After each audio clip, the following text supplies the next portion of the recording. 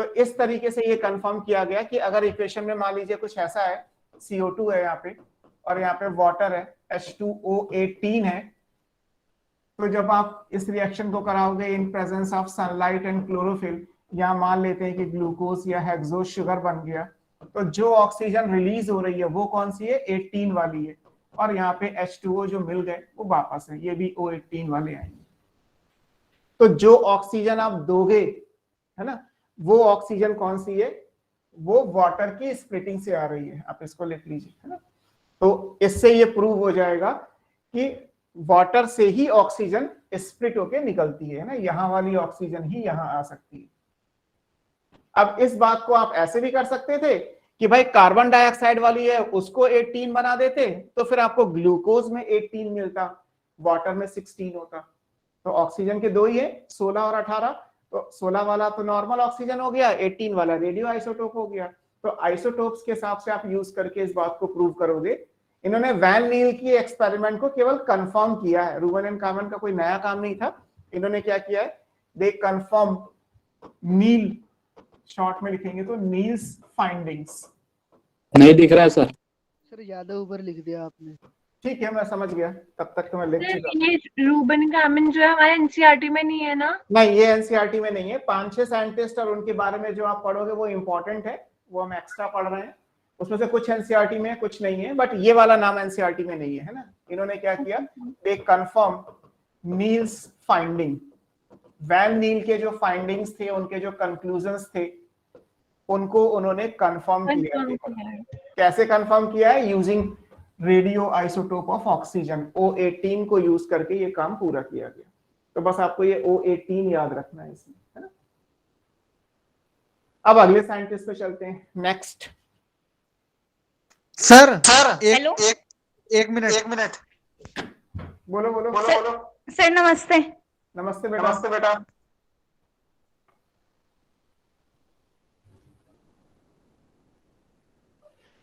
अब इसके बाद नेक्स्ट जो दिया है वो ब्लैकमैन का नाम दिया है। ब्लैकमैन एनसीईआरटी में है, लास्ट में दे रखा है एनसीईआरटी ने, इसी चैप्टर के लास्ट में।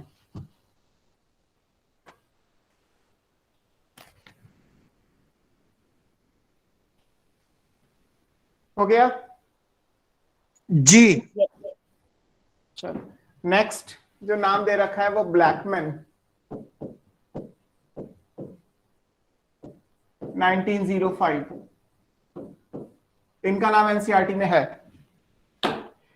इन्होंने 2-3 चीजें दी हैं, आप सीधे सीधे आपको याद रखना है। इन्होंने एक तो लॉ दिया, उसे आप आगे पढ़ोगे भी, law of limiting factor.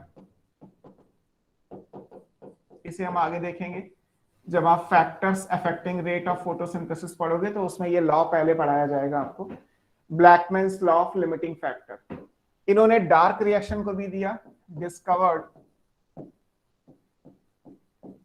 Dark reactions. Photosynthesis में 2 पार्ट होते हैं, लाइट रिएक्शन, डार्क रिएक्शन। तो डार्क रिएक्शन की डिस्कवरी किसने की है, ब्लैकमैन ने की है। तो ये दोनों चीजें याद रखिएगा कि इन दोनों का कंट्रीब्यूशन ब्लैकमैन का है।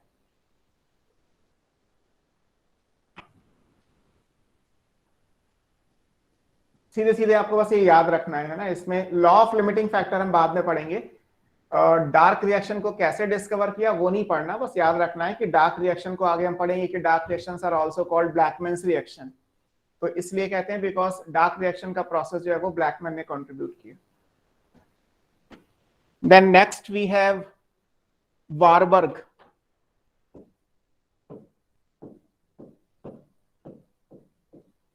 1920। एक मिनट पीछे वाली स्लाइड लगाना।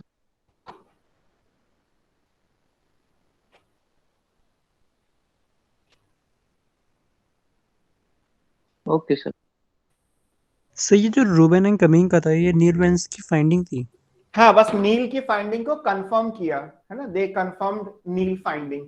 नील ने कहा था कि वाटर की स्प्लिटिंग से ऑक्सीजन रिलीज होती है, उस बात को रूबेन एंड कामन ने O18 को यूज करके प्रूव किया, उसी बात को प्रूव किया, लेकिन प्रूव करने आइसोटोपिक वे मैनर में था, और वो 100% श्योर होता है। उसमें कोई लूप होल नहीं है कि कोई कल को ये कहे कि ऐसा नहीं होता, हम तो इसे नहीं मानते, ऐसी कोई बात नहीं होती है ना। Radio isotope is the last option science के हिसाब से।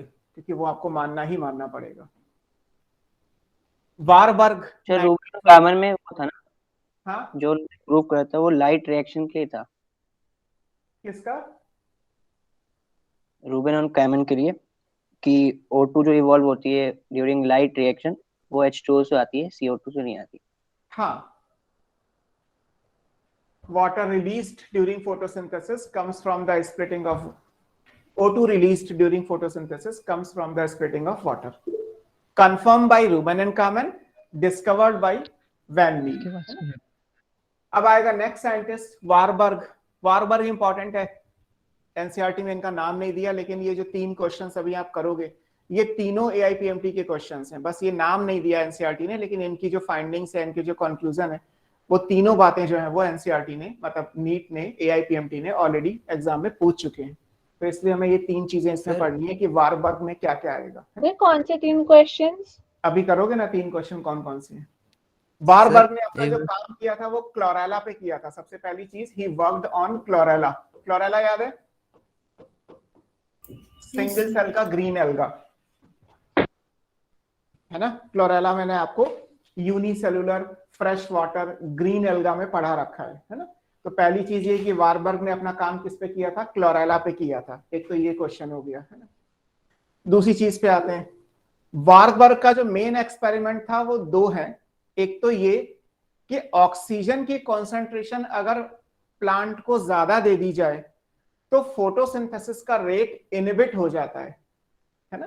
जैसे आप केमिकल काइनेटिक्स पढ़ते हो, याद है केमिस्ट्री में, वहां क्या पढ़ते हैं कि ए और बी अगर सी और डी बना रहे हैं in presence of a catalyst x, ये सब चीजें पढ़ते हो ना केमिस्ट्री में। ए और बी क्या हुए, रिएक्टेंट्स, सी और डी क्या हुए, प्रोडक्ट और बाई प्रोडक्ट, एक्स क्या है, कैटालिस्ट है। एरो क्या शो कर रहा है, फॉरवर्ड रेट ऑफ रिएक्शन। तो एज पर काइनेटिक्स अगर हम जाएं कि हमें रेट ऑफ रिएक्शन को फॉरवर्ड रखना है तो हमें क्या करना पड़ेगा, हमें इन 3 चीजों की कॉन्सेंट्रेशन ज्यादा करनी पड़ेगी और इन 2 चीजों की कॉन्सेंट्रेशन कम करनी पड़ेगी। तो रेट ऑफ रिएक्शन कैसा रहेगा, फॉरवर्ड रहेगा। बिना इस बात के कि ये 0 ऑर्डर है या फर्स्ट ऑर्डर है, मैं केवल कॉमन सी बात ले रहा हूं जितनी मुझे चाहिए। आप किसी भी केमिकल रिएक्शन में ये पढ़ते हैं या नहीं पढ़ते तो भी याद कर लीजिए कि in any chemical reaction substrate और कैटालिस्ट अगर कोई है, अगर इनकी कॉन्सेंट्रेशन को आप ज्यादा करोगे और प्रोडक्ट और बाई प्रोडक्ट की कॉन्सेंट्रेशन को कम कर दोगे तो रेट ऑफ रिएक्शन फॉरवर्ड ही रहेगा। इसको दूसरी तरीके से कहा जाए कि अगर मैं इसको कम कर दूं और इसको ज्यादा कर दूं और अगर ये रिएक्शन रिवर्सिबल है तो ये बैकवर्ड डायरेक्शन में हो जाएगी। अगर इस रेट ऑफ रिएक्शन को इनहिबिट करना है तो मुझे क्या करना पड़ेगा, मुझे इनकी कॉन्सेंट्रेशन में कम कर दूं, इनकी कॉन्सेंट्रेशन बढ़ा दूं, तो ये रिएक्शन क्या होगा, बैकवर्ड डायरेक्शन में शिफ्ट हो जाएगी। तो अब इसमें मान लीजिए कि ए क्या है, CO2 है, बी क्या है, वाटर है, और यहाँ पे X का मतलब सनलाइट एंड क्लोरोफिल हो गया, C का मतलब यहाँ पे ग्लूकोज हो गया, और D का मतलब मान लेते हैं ऑक्सीजन है। तो हम इसे फोटोसिंथेसिस की इक्वेशन मान लेते हैं। तो इसका मतलब ये हुआ कि अगर ऑक्सीजन की कॉन्सेंट्रेशन ज्यादा कर दी जाए तो रेट ऑफ रिएक्शन फॉरवर्ड की जगह कैसा हो जाएगा, बैकवर्ड हो जाएगा। यानी फोटोसिंथेसिस होने की जगह क्या होगा, ना होना शुरू हो जाएगा, इनहिबिट हो जाएगा। तो वारबर्ग ने ये प्रूव किया क्लोरेला पे काम करके कि क्लोरेला को अगर ऑक्सीजन रिच एनवायरनमेंट में आप ग्रो कराओगे तो फोटोसिंथेसिस का रेट क्या होगा, इनहिबिट हो जाएगा, है ना। तो ये चीज कहलाती है वारबर्ग इफेक्ट। वारबर्ग इफेक्ट क्या कहलाता है, decrease in rate of photosynthesis with increase in oxygen concentration. O2 की कॉन्सेंट्रेशन अगर बढ़ाएंगे तो फोटोसिंथेसिस का रेट जो है वो डिक्रीज कर जाएगा या रेट इनहिबिट कर जाएगा। और ये क्लोरेला ने प्रूव किया। Good afternoon sir. Sir good afternoon. Good afternoon sir. अब इसको लिखेंगे कैसे, इसको हम सीधे तरीके से लिखें तो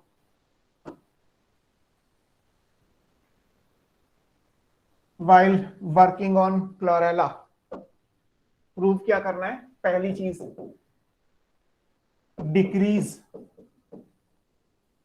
इन photosynthetic rate.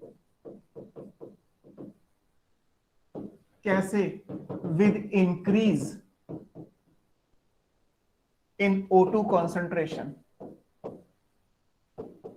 This is called Warburg effect.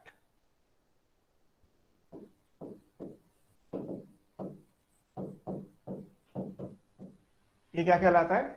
Warburg effect कहलाता है कि ऑक्सीजन की कॉन्सेंट्रेशन बढ़ाने पे फोटोसिंथेसिस का रेट कम हो जाता है।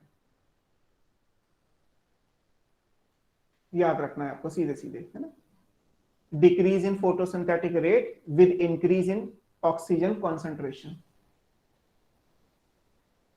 दूसरी चीज जो आपको याद रखनी है, सेकंड कहलाता है, इसे बोलते हैं इंटरमिटेंट। इंटरमिटेंट का मतलब है टुकड़ों में, रुक रुक कर, या इसको बोलते हैं फ्लैश लाइट एक्सपेरिमेंट।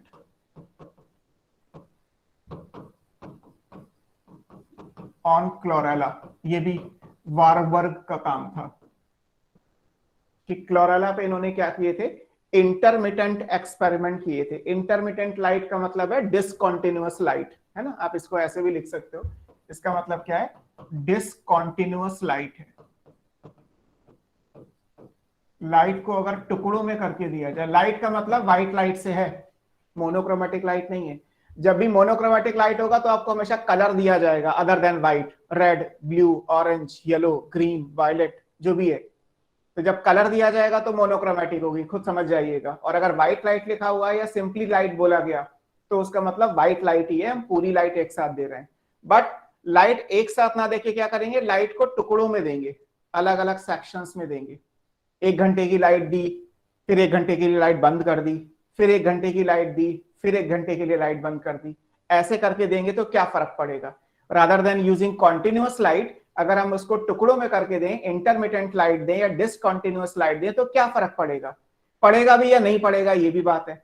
तो जब वारबर्ग ने ये करके देखा तो ये कंक्लूजन आया कि अगर इंटरमिटेंट लाइट देते हैं, डिसकंटिन्यूअस लाइट देते हैं, जहां पे लाइट को डार्क से इंटरप्ट कर दिया गया, लाइट के बीच बीच में अंधेरा कर दिया गया, तो ऐसे केस में फोटोसिंथेसिस का जो रेट है वो बढ़ जाता है ना? इसका कंक्लूजन क्या आएगा? इसका कंक्लूजन आएगा ये कि फोटोसिंथेटिक रेट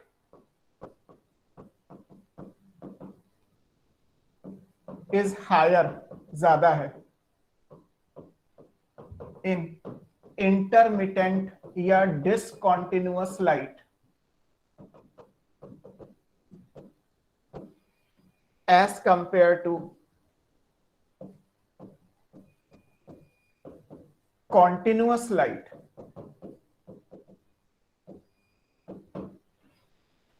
जैसे मैं आपको अगर एक 4.5 घंटे की लगातार क्लास लूं तो मैं तो पढ़ा दूंगा, आप नहीं पढ़ पाओगे, आपको समझ में नहीं आएगा। और अगर 1.5 घंटे की 3 क्लास के बीच में मैंने 15-15 मिनट का ब्रेक दे दिया तो आपको मेरी बात ज्यादा समझ में आ जाएगी। It's all about comparison. मैं ये नहीं कह रहा कि सारा समझ में आ ही जाए, बट ये जरूर है कि कंपैरेटिवली अगर आप देखोगे तो टुकड़ों में क्लास ली जाए, ली मैंने क्लास 4.5 घंटे की है, बट अगर मैंने टुकड़ों में ली तो आपको समझ में जल्दी आएगा। और अगर एक साथ में 4.5 घंटे पढ़ाऊंगा तो आपको कंपैरेटिवली समझ में कम आएगा, है ना? हो सकता है किसी को आ जाए, प्लांट्स में फर्क पड़ता है, आप पे पड़ेगा नहीं पड़ेगा मैं नहीं कह सकता, इन जनरल तो पड़ेगा। तो वारबर्ग ने ये किया कि लाइक जैसे 3 घंटे की लगातार लाइट दी, तो 3 घंटे की लाइट में फोटोसिंथेसिस मान लेते हैं कि 3 गुना हो गई, 3x हो गई फॉर एग्जाम्पल।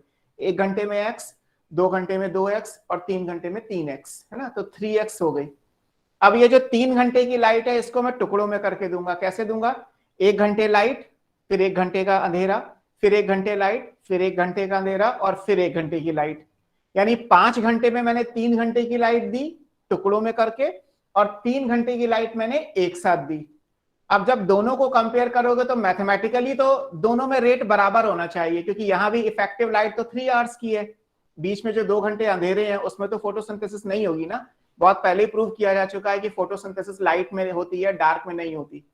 तो इसका मतलब है कि जो मैथमेटिकली अगर देखा जाए तो 5 घंटे में जो 3 घंटे की लाइट है उसमें भी 3x आना चाहिए, और 3 घंटे में 3 आवर्स की जो लाइट दी गई है उसमें भी 3x ही आना चाहिए, लेकिन होता नहीं है।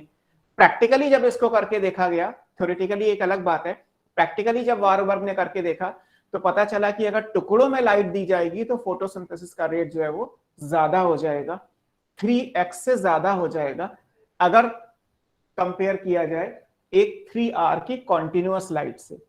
ये इस तरीके से आप समझ सकते हो, है ना? वही वाला क्वेश्चन की फोटोसिंथेसिस विल बी मैक्सिमम, तो उसमें एक जगह ऑप्शन दिया था इंटरमिटेंट लाइट, तो इंटरमिटेंट लाइट में ज्यादा हो गया, कॉन्टिन्यूअस लाइट के कंपैरिजन में इंटरमिटेंट में ज्यादा हो गया, और मोनोक्रोमैटिक के कंपैरिजन में व्हाइट लाइट में ज्यादा हो गया, और मोनोक्रोमैटिक में रेड में सबसे ज्यादा है, ब्लू में उससे कम, और ग्रीन में बिल्कुल नहीं, है ना। तो लाइट को लेके, क्योंकि फोटोसिंथेसिस में पहला जो 5 लेटर्स हैं वो तो फोटो ही है ना, फोटोसिंथेसिस में सबसे इंपॉर्टेंट चीज तो लाइट ही हो गया, तो लाइट को लेके हर तरीके से क्वेश्चंस एग्जाम में आए, तो इसलिए आपने ये वाला क्वेश्चन किया कि इंटरमिटेंट लाइट दे दी जाए तो क्या होगा, तो कॉन्टिन्यूअस लाइट के कंपैरिजन में फोटोसिंथेसिस का रेट ज्यादा हो जाएगा, तो ये याद रखिएगा, है ना।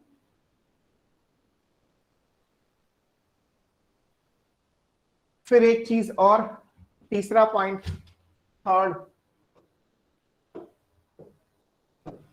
वारबर्ग ने यह भी बताया कि जो रेट लिमिटिंग स्टेप है,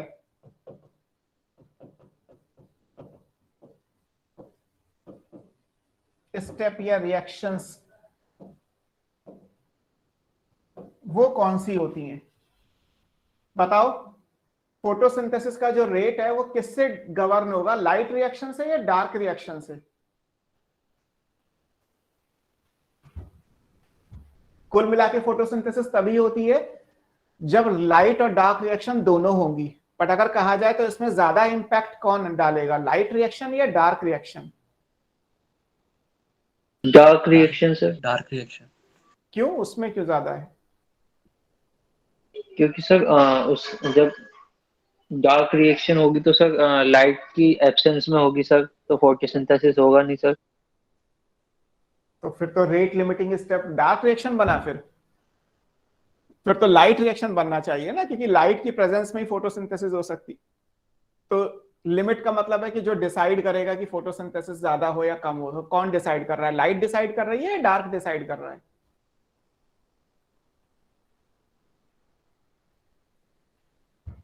अच्छा ऐसे सोच के देखो, मान लीजिए मैं क्लास पढ़ा रहा हूं, है ना, मेरे पास इस समय मोर देन 80 स्टूडेंट्स मुझे स्क्रीन पे दिख रहे हैं नाम से, तो जो क्लास की स्पीड है, यानी जो मेरे पढ़ाने की स्पीड है, वो कौन डिसाइड करेगा?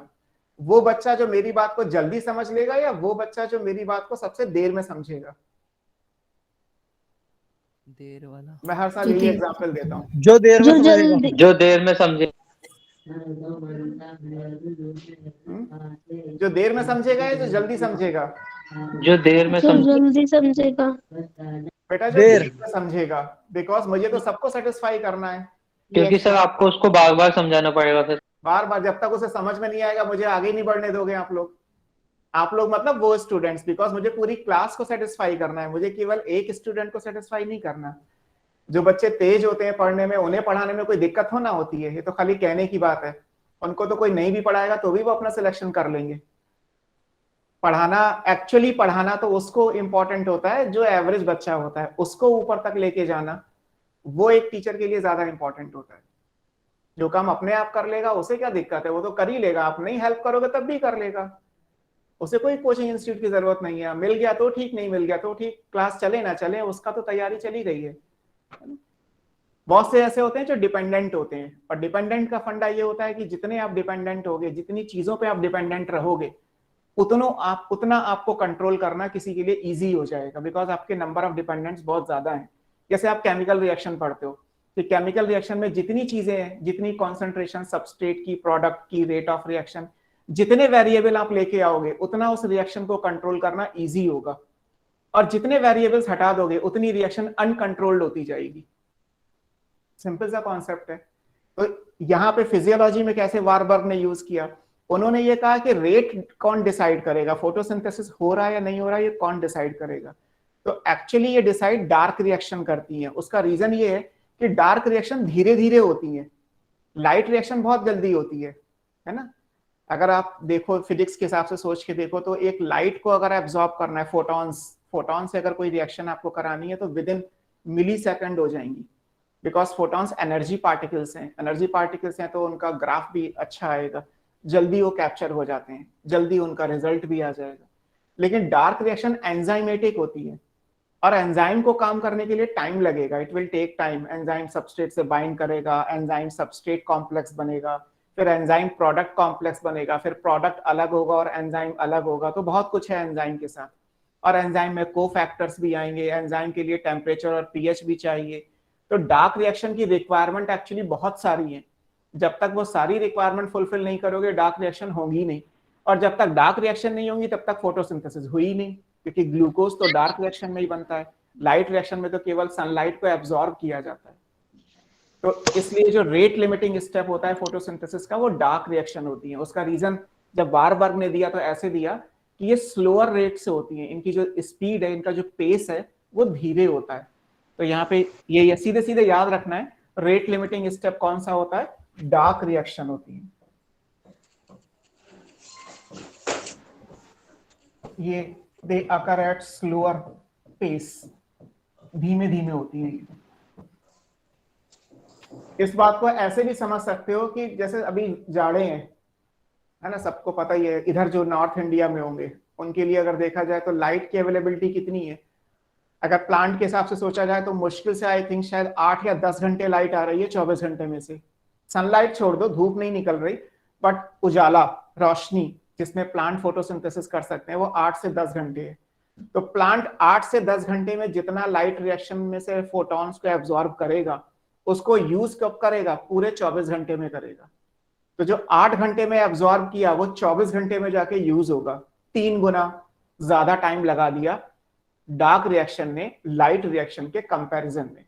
और ये सारा जो मैं आपको बता रहा हूं ये सब वारबर्ग का कैलकुलेटेड है, बस आपको कैलकुलेशंस नहीं पढ़नी, आपको एक्सपेरिमेंट कैसे किया गया वो नहीं पढ़ना, आपको सिर्फ ये कंक्लूजन याद रखने हैं कि लाइट और डार्क में से धीमे रिएक्शन कौन सी होती है, स्लोअर पेस से कौन सी होती है, dark reaction, and that's why they are called rate limiting steps या रेट लिमिटिंग रिएक्शंस कहते हैं।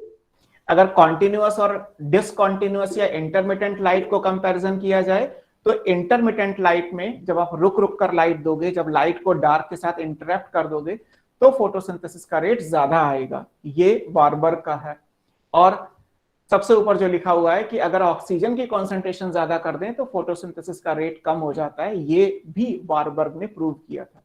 ये सारे एग्जाम के क्वेश्चंस हैं, बस ये वारबर्ग ने दिए थे, ये आपकी बुक में नहीं लिखा हुआ है, लेकिन सारी चीजें जितनी बोर्ड पे मैंने लिख के दी आपको सब आपको प्रीवियस ईयर के क्वेश्चंस में मिल जाएंगे, है ना।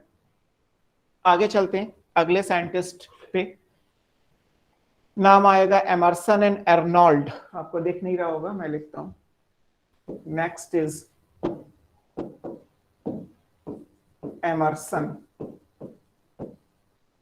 And Arnold, 1932।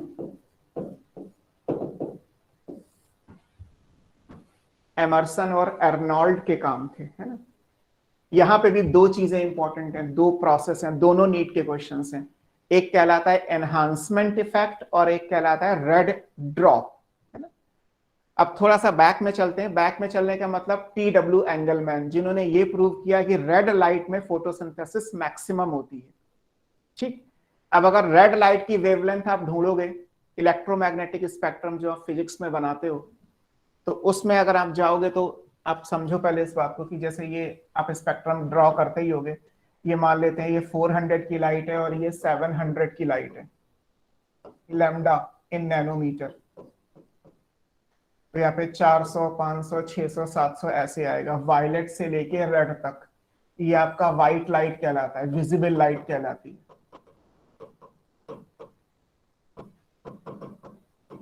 ट्वेल्थ की बुक में किसी को याद हो तो इसको आप बोलते हैं पार। पार का मतलब है photosynthetic active radiation, photosynthetic active radiation, जहां पे आपको ऑर्गेनिज्म एंड पॉपुलेशन में लाइट एज ए को वो दिया है, मेजर एबायोटिक फैक्टर, और जहां पे कार्बन डाइऑक्साइड की साइकिल इकोसिस्टम में दी हुई है वहां ये लिखा हुआ है पार। तो यहां नहीं लिखा तो किसी और चैप्टर में लिखा, बट दिया हुआ है।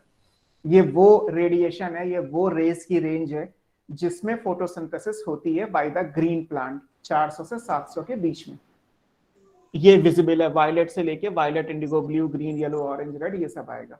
अब अगर आप इसको स्पेक्ट्रम में ड्रॉ करोगे तो वायलेट से पहले अल्ट्रा वायलेट आएगा, और इधर रेड के बाद जाओगे तो क्या आएगा, फार रेड आएगा, फिर इंफ्रा रेड आएगा, और आगे फिर आपको बहुत सारी रेज मिलती जाएंगी। इधर पीछे भी बहुत सारी हैं, माइक्रोवेव और फिर अल्फा बीटा गामा रेज अलग है, एक्सरे, कॉस्मिक रेज और बहुत सारा स्पेक्ट्रम है ये। हमें फिलहाल प्लांट कितना यूज करते हैं, प्लांट केवल ये यूज करते हैं। आप इसके इधर जाओगे तो यहाँ पे अल्ट्रा वायलेट आएगा, है ना, अल्ट्रा वायलेट यहाँ पे 200 से 400 का होता है। और अगर आप इधर जाओगे रेड के बाद तो यहाँ पे क्या आएगा, पहले फार रेड आएगा और उसके बाद इंफ्रा रेड आएगा, है ना। ऐसे करके स्पेक्ट्रम और भी लिखना चाहो तो लिख सकते हो। फिलहाल हमारे लिए ये 3 काम आएंगे। विजिबल लाइट, बार बार आप जो पढ़ोगे वो एक ये आएगा, एक फार रेड लाइट आएगा और एक इंफ्रा रेड लाइट आएगा। ये 3 लाइट ऐसी हैं जो बॉटनी में आपको जरूरत पड़ेगी, बाकी सर इसमें छोड़ो। हाँ बोलो सर, टॉपिक का नाम बता दीजिए। टॉपिक का नाम बेटा वही डिस्कवरी ही चल रही है, हिस्टोरिकल बैकग्राउंड जो लिखा था अर्ली एक्सपेरिमेंट, उसी में ही आप पढ़ रहे हो। फोटोसिंथेसिस ना? हाँ फोटोसिंथेसिस।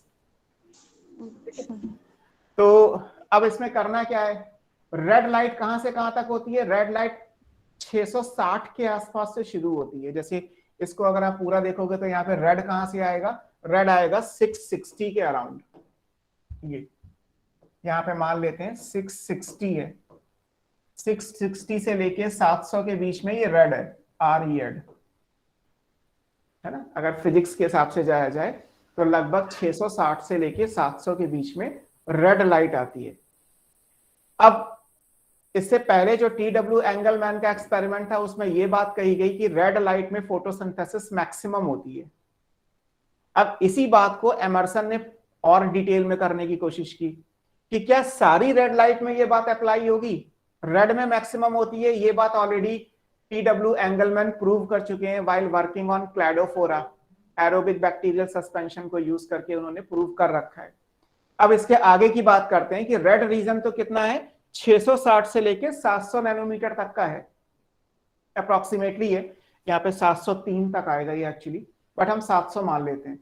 तो क्या 660 से लेके 700 के बीच में अगर हम वेवलेंथ बढ़ाएं तो फोटोसिंथेसिस का रेट क्या बढ़ता चला जाएगा? ये एमर्सन ने करने की कोशिश की। एमर्सन और अर्नोल्ड ने ये ट्राई किया कि रेड रीजन में कितना रेड इफेक्टिव होता है। अब ये कैसे आएगा, इसको एक ग्राफ से समझ के देखो। Like give me just 1 minute.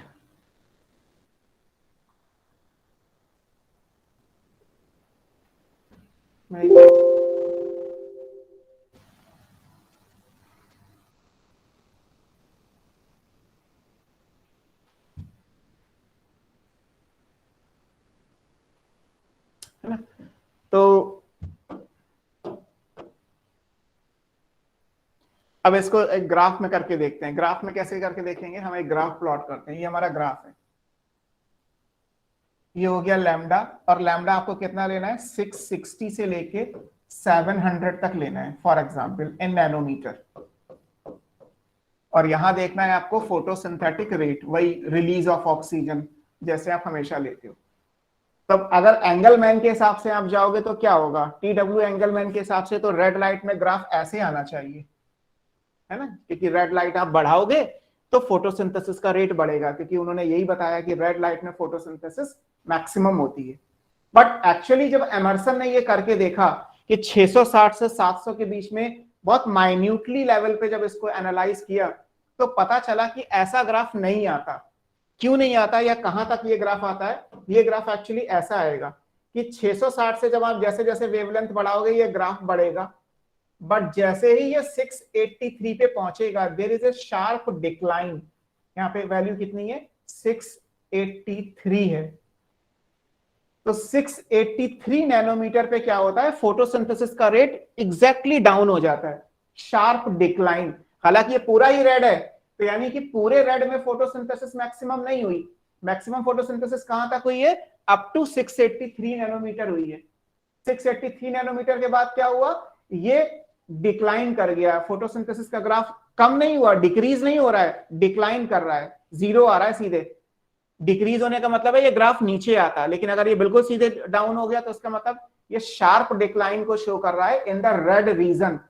Red light वाले में शार्प डिक्लाइन आ रही है, तो इस फिनोमिना को नाम दिया गया रेड ड्रॉप, है ना। इसको क्या बोलते हैं, इसको बोला गया रेड ड्रॉप।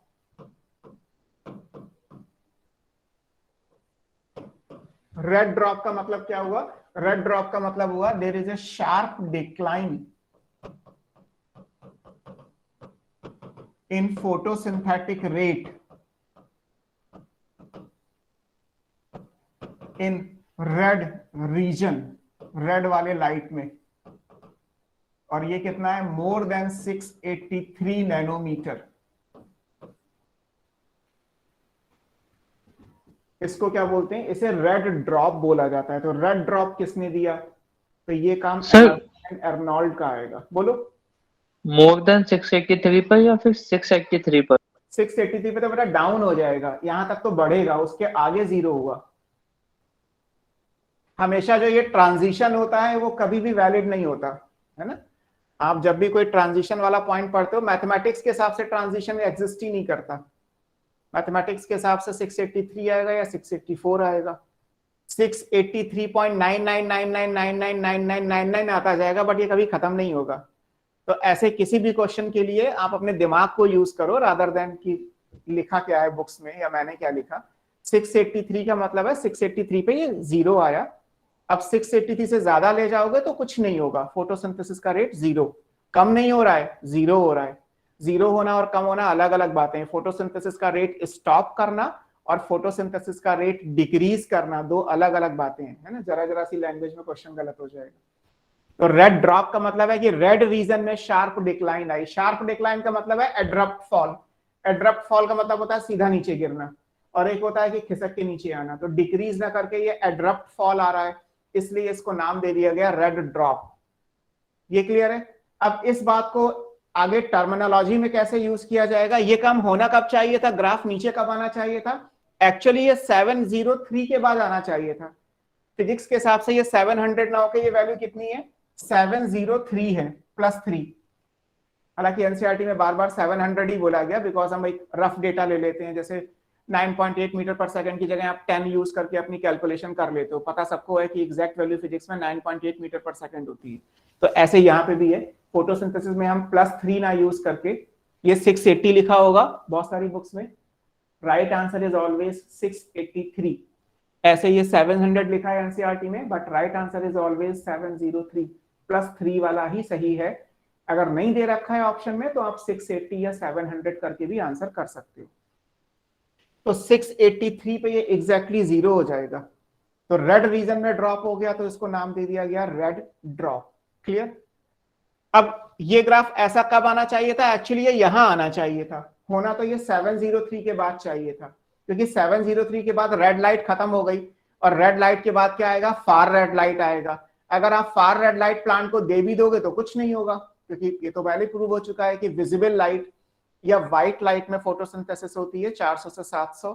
फिर ये प्रूव किया गया कि रेड लाइट में मैक्सिमम होती है 600 से 660 से लेके 700। अब ये प्रूव कर दिया गया कि पूरा रेड इफेक्टिव नहीं है, रेड रीजन में भी आधा इफेक्टिव है, अप्रोक्सीमेटली मान लो 660 से 680। तो ये आधा इफेक्टिव है, आधा इफेक्टिव नहीं है। तो इसका मतलब ये हुआ कि फिजिक्स के हिसाब से जो फार रेड होता है वो क्या होगा? मोर देन 683 से आगे आप जाओगे तो ये क्या होगा? 703 से आगे ये एज पर फिजिक्स आपका फार रेड आएगा, बट एज पर बॉटनी अगर कहा जाए तो यहीं से फार रेड शुरू हो गया। इसको बोलते हैं फिजियोलॉजिकल फार रेड, है ना। यहां से यहां तक की जो लाइट है वो क्या कहलाएगी? फिजियोलॉजिकल फार रेड, है ना। इसको लिखोगे कैसे?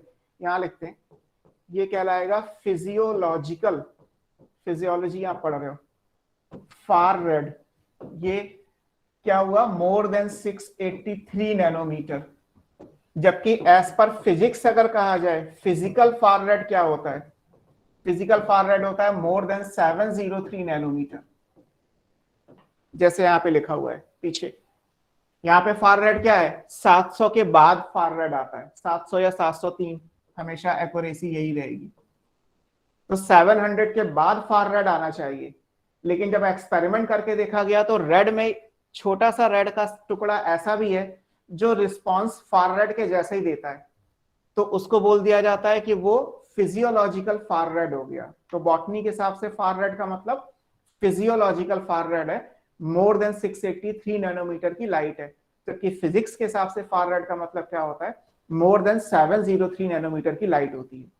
इसको एक बार नीट ने क्वेश्चन में पूछा तो पूछा इस तरीके से कि red light of shorter wavelength and red light of longer wavelength, ये कैसे समझोगे? तो यहीं से समझ लो कि ये यहां से यहां तक पूरा रेड है, तो 683 से आगे जाओगे तो ये क्या बन जाएगा?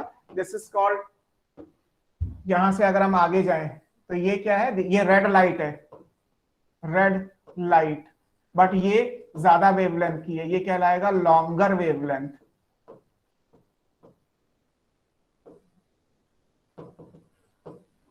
और अगर आप इधर आओगे तो ये भी रेड है, ये क्या कहलाएगा? Red light of shorter wavelength.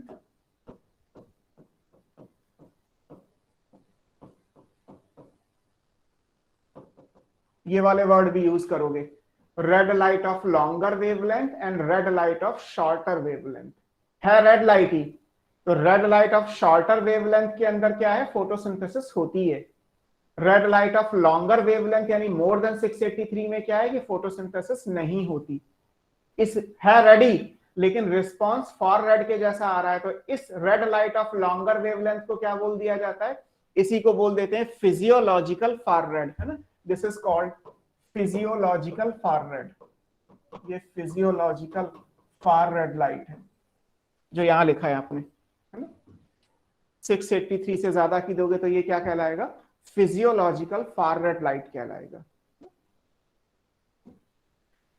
तो एमर्सन ने ये नोटिस किया कि अगर 683 नैनोमीटर से ज्यादा की लाइट दे दी जाए तो रेड रीजन में फोटोसिंथेसिस का रेट एब्रप्टली फॉल कर जाता है।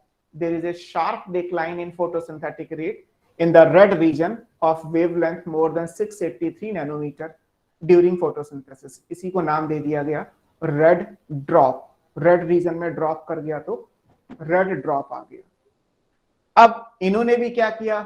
इन्होंने भी, ये तो पहला काम हो गया इनका फर्स्ट, कि रेड ड्रॉप क्या है। फिर दूसरी चीज क्या है? इन्होंने भी वही काम किया, एनहांसमेंट इफेक्ट कहलाता है। वो क्या कहलाता है कि अगर ये रेड, और अब आप मान लो कि फार रेड हमारे लिए क्या होगा? यहां से यहां तक, यहां से आगे तक जो भी है आपका वो क्या कहलाएगा? Far red.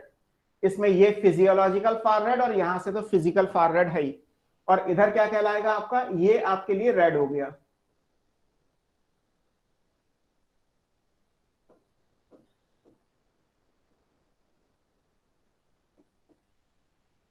तो बॉटनी के हिसाब से फार रेड की डेफिनेशन अलग हो गई। फार रेड का मतलब हो गया मोर देन 683 नैनोमीटर। याद रखिएगा, इस चैप्टर में भी आएगा और प्लांट ग्रोथ एंड डेवलपमेंट में भी ये बात आएगी कि फार रेड का मतलब होगा हमेशा मोर देन 683, है ना। सर अगर क्वेश्चन में आए कि क्या लिखा था आपने बेटा?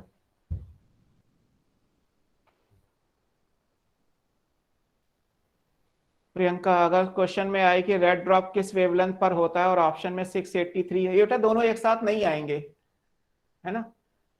ऐसे मैंने बताया तो आपको कि ऐसे क्वेश्चंस नहीं आएंगे आपको, और अगर कभी भी आ गए तो बेटर इज ऑलवेज 683। मैं तो पढ़ाते समय बोल देता हूं ना कि दोनों में से एक क्या चूज करना है और दोनों को पैरेलल मान लो, है ना। अगर आपको भी फिजिक्स का कोई क्वेश्चन दे दिया जाता है और आप मान लीजिए 10 न्यूमेरिकल वैल्यू रख के कोई प्रॉब्लम सॉल्व करते हैं, g = 10 मीटर पर सेकंड, और अगर आपका ऑप्शन नहीं आ रहा तो फिर आप 9.8 रख के दोबारा सॉल्व करोगे ना, और फिर देखोगे मैच कर गया तो आप 9.8 के हिसाब से कर लोगे, कहीं पे 10 के हिसाब से कर लोगे। हालांकि ये आपको भी अच्छे से पता है कि अगर क्वेश्चन में दे नहीं रखा g = 9.8 तो इतने क्लोज में ऑप्शन कभी नहीं होते कि 10 और 9.8 की कैलकुलेशन से फर्क पड़े और वो दोनों ऑप्शंस आपको अलग अलग दे दिए जाएं। और फिर भी अगर ये कभी दे भी दिए गए तो आंसर हमेशा 9.8 वाला ही सही होगा। तो जो सही है वो हर कंडीशन में सही है, जो गलत है वो किसी कंडीशन में सही हो सकता है, और वो कंडीशन ये है कि अगर 700 ना दिया हो तो 703 तो हमेशा ठीक है ही। अगर मान लीजिए 683 नहीं दिया है तो 680 ही आंसर आएगा राउंड फिगर में। बट अगर 683 और 680 दोनों दिए हैं तो ऑब्वियस है कि 683 वाला ही आंसर सही होगा। एनहांसमेंट में क्या करना है? अब हमें इसका कॉम्बिनेशन लेना है कि मोनोक्रोमैटिक लाइट ही दे रहे हैं, रेड भी मोनोक्रोमैटिक हुआ और फार रेड भी एक ही कलर का होता है, मोनोक्रोमैटिक हुआ। तो अब हम मोनोक्रोमैटिक में कॉन्टिन्यूअस और डिसकॉन्टिन्यूअस करके देख लेते हैं। जैसे बार्बर ने क्या किया था, व्हाइट लाइट को कॉन्टिन्यूअस और डिसकॉन्टिन्यूअस करके देखा था। तो मोनोक्रोमैटिक में क्या करना है, आपको रेड और फार रेड का कॉम्बिनेशन बना के देना है कि अगर 3 घंटे रेड लाइट दी जाए बाय इंटरप्शन और 3 घंटे कॉन्टिन्यूअस रेड लाइट दी जाए तो क्या होगा। मैं आपको करके दिखा देता हूं। लाइक आप इसको ऐसे इमेजिन कर लो कि अगर मान लीजिए 1 घंटे की फार रेड लाइट दी तो फोटोसिंथेसिस कितना आएगा x। अगर 1 घंटे की फार रेड सर ऊपर हो गया थोड़ा। अच्छा ठीक है, समझ गए।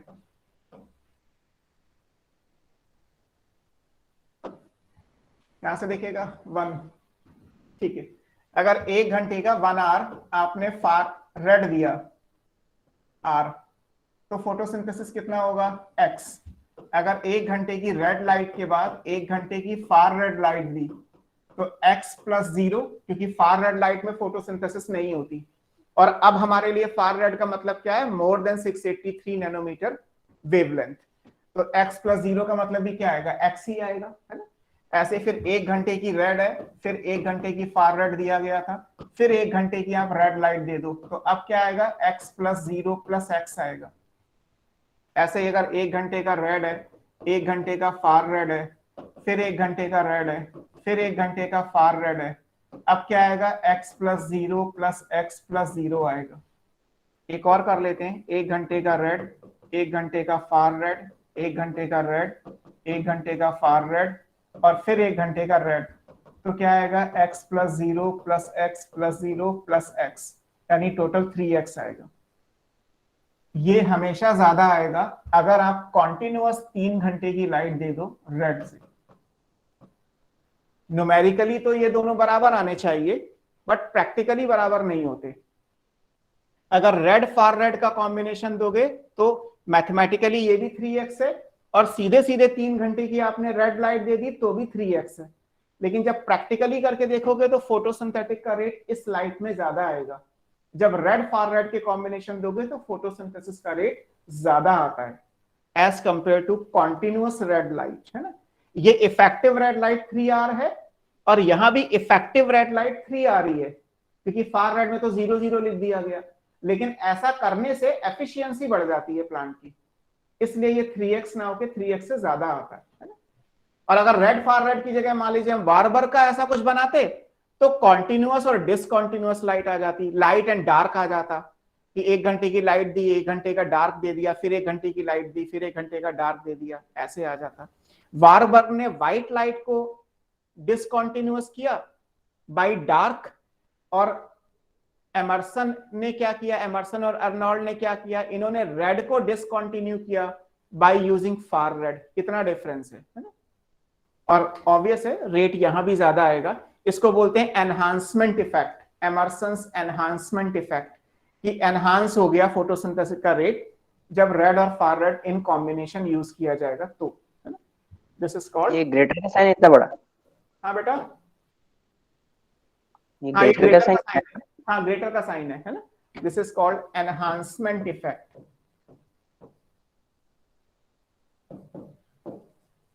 एमर्सन एनहांसमेंट इफेक्ट है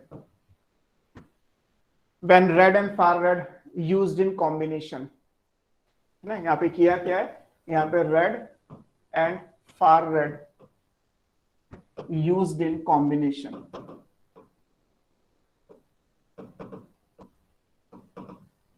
हालांकि पता है कि फार रेड में होगा कुछ नहीं, लेकिन फिर भी ये है ना। और यहाँ पे क्या है, कॉन्टिन्यूअस रेड लाइट है, उतनी ही ड्यूरेशन की, है ना। खेलने से पढ़ाई नहीं होती, लेकिन अगर आपने 1 घंटे पढ़ा, 1 घंटे खेला, 1 घंटे पढ़ा, 1 घंटे खेला, फिर 1 घंटे पढ़ा, तो पढ़ा तो आपने केवल 3 घंटे, और 2 घंटे बीच में जो खेला है उससे पढ़ाई कुछ नहीं हुई। लेकिन फिर भी आपके दिमाग में वो 3 घंटे की पढ़ाई ज्यादा जाएगी अगर आप बिना खेले 3 घंटे लगातार पढ़ोगे उसके कंपैरिजन में। It's all about comparative data. हमें केवल एक कंपैरिजन करना है कॉन्टिन्यूअस और डिसकॉन्टिन्यूअस का। एक जगह व्हाइट लाइट को डिसकॉन्टिन्यू किया गया बाय डार्क, जो वारबर्ग का इफेक्ट था, और एक जगह रेड लाइट को डिसकॉन्टिन्यू किया गया by using far red light, जो एमर्सन का एनहांसमेंट इफेक्ट है। तो साइंटिस्ट याद रखिएगा, और किसको कैसे इंटरप्ट किया गया है ये भी याद रखना है। इंटरप्शन करने से एफिशिएंसी बढ़ेगी, ये दोनों जगह कॉमन है। फिलहाल के लिए इतने साइंटिस्ट आपको मैंने पहले पढ़ा दिए, 2-3 एडिशनल पढ़ा दिए, रूमन एंड कामन, फिर उसके बाद आपने वारबर्ग का पढ़ लिया, ब्लैकमैन का तो आगे दिया ही हुआ है एनसीईआरटी में, और आपने ये अभी रेड ड्रॉप पढ़ा, एमर्सन और अर्नोल्ड का फंक्शन पढ़ा। इसके अलावा भी कुछ साइंटिस्ट हैं जो आगे चैप्टर में आते रहेंगे, तो वो जैसे जैसे आएंगे हम वैसे वैसे देख लेंगे।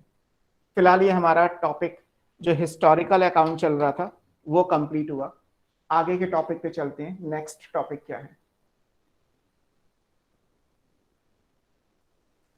ये नेक्स्ट टॉपिक या थर्ड हेडिंग जो आपकी बुक में दी है वो दिया है where does photosynthesis take place.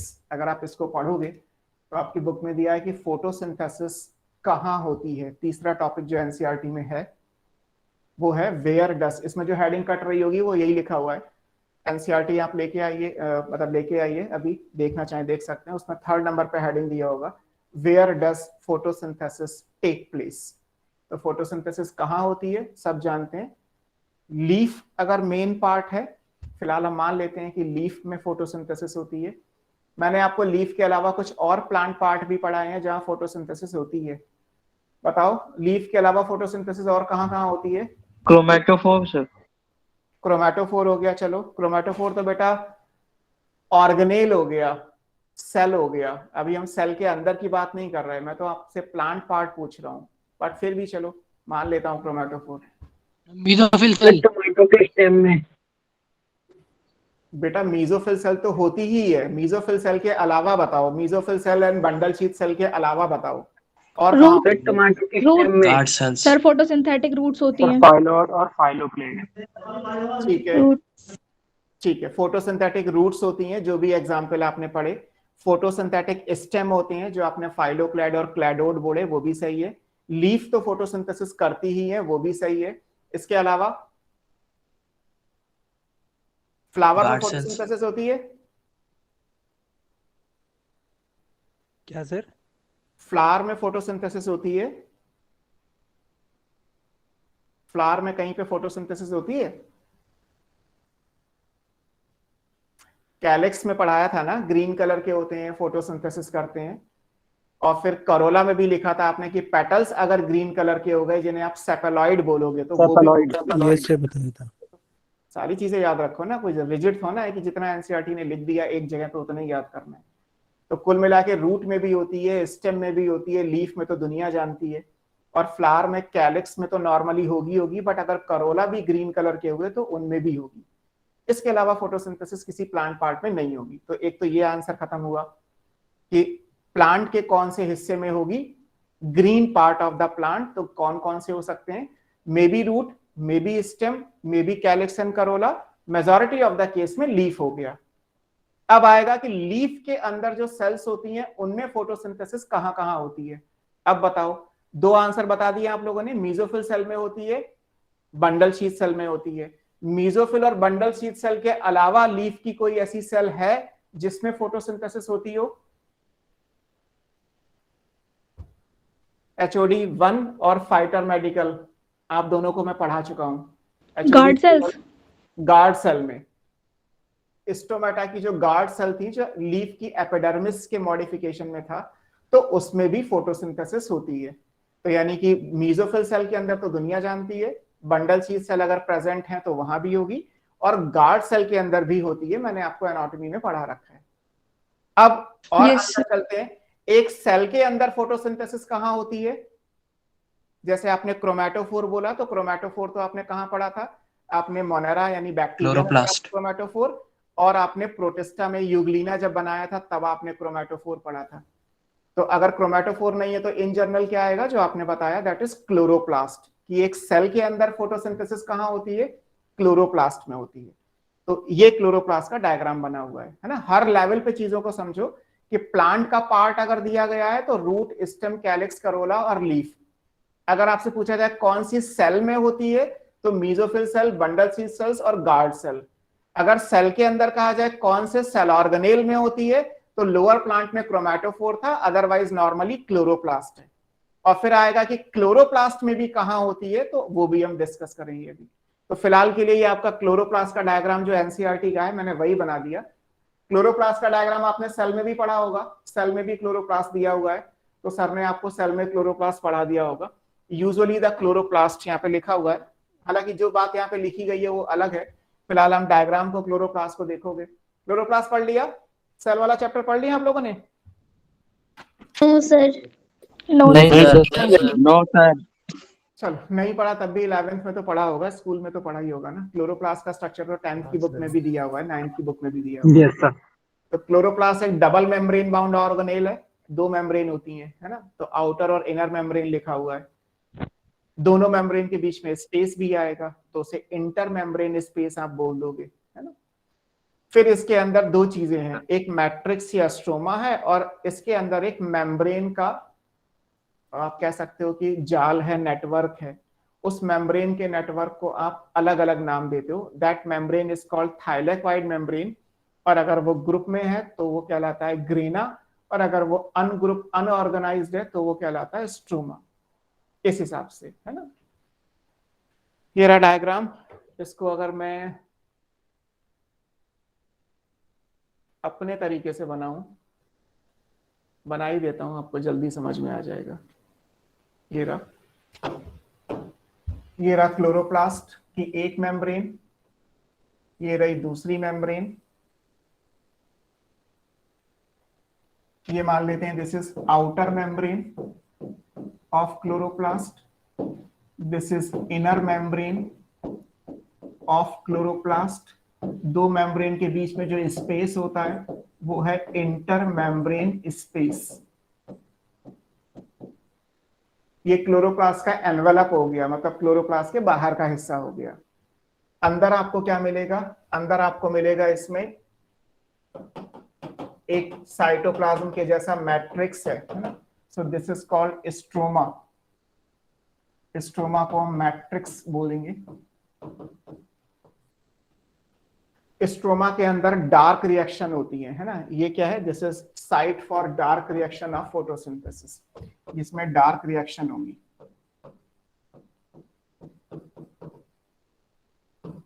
ठीक। क्लोरोप्लास्ट आपने पढ़ा होगा, क्लोरोप्लास्ट और माइटोकॉन्ड्रिया भी, ये दोनों सेमी ऑटोनॉमस सेल ऑर्गेनेल होते हैं। सेमी ऑटोनॉमस होने का मतलब ये है कि इनके पास इनका अपने राइबोसोम्स होंगे। क्लोरोप्लास्ट में कौन से राइबोसोम होते हैं? 70S राइबोसोम्स होंगे, और इनके अंदर एक डीएनए भी होगा। डीएनए कैसा होगा? Double stranded. तो ये सेमी ऑटोनॉमस की वजह से इनके पास अपने डीएनए और अपने राइबोसोम्स हैं, like bacteria. Double standard circular DNA and 70S type के राइबोसोम्स हैं। फिर ये इस क्लोरोप्लास्ट फोटोसिंथेसिस करता है, ये तो कुछ ना कुछ फूड को ये भी अपनी बॉडी में स्टोर करता है। तो यहाँ पे मान लेते हैं कि कुछ स्टार्च के ग्रेन्स होंगे, स्टार्च ग्रेन्यूल, और कुछ लिपिड की ड्रॉपलेट्स, ऑयल या लिपिड की छोटी छोटी बूंदें हैं, ड्रॉपलेट्स हैं, है ना। तो आप अपने बुक का डायग्राम देखोगे तो ये बना हुआ है। इसमें जो भी कुछ लिखा हुआ था, जो चीजें थी, मैंने आपको वो एक तरफ लिख के दे दिया, है ना। क्लोरोप्लास्ट की मेम्ब्रेन हो गई, और स्ट्रोमा या मैट्रिक्स हो गया। सेमी ऑटोनॉमस है तो डबल स्टैंडर्ड डीएनए और 70S राइबोसोम, और स्टोरेज के हिसाब से स्टार्च और ऑयल की ड्रॉपलेट्स होती है।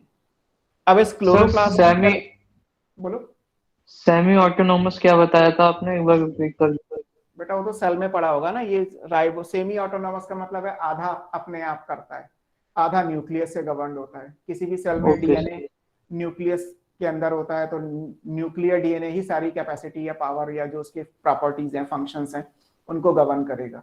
बट क्लोरोप्लास्ट या प्लास्टिड्स बोल लीजिए और माइटोकॉन्ड्रिया, ये ऐसे होते हैं जो सेमी ऑटोनॉमस हैं, आधे न्यूक्लियस से गवर्न होते हैं, आधे अपने आप गवर्न करते हैं। अपने आप गवर्न करने का मतलब है इनके पास अपनी प्रोटीन सिंथेसिस, अपना डीएनए रेप्लिकेशन हो। तो इसके लिए इनमें डीएनए और राइबोसोम अपने भी हैं, और कुछ न्यूक्लियस वाले जो होते हैं उनसे गवर्न कर लिया जाएगा।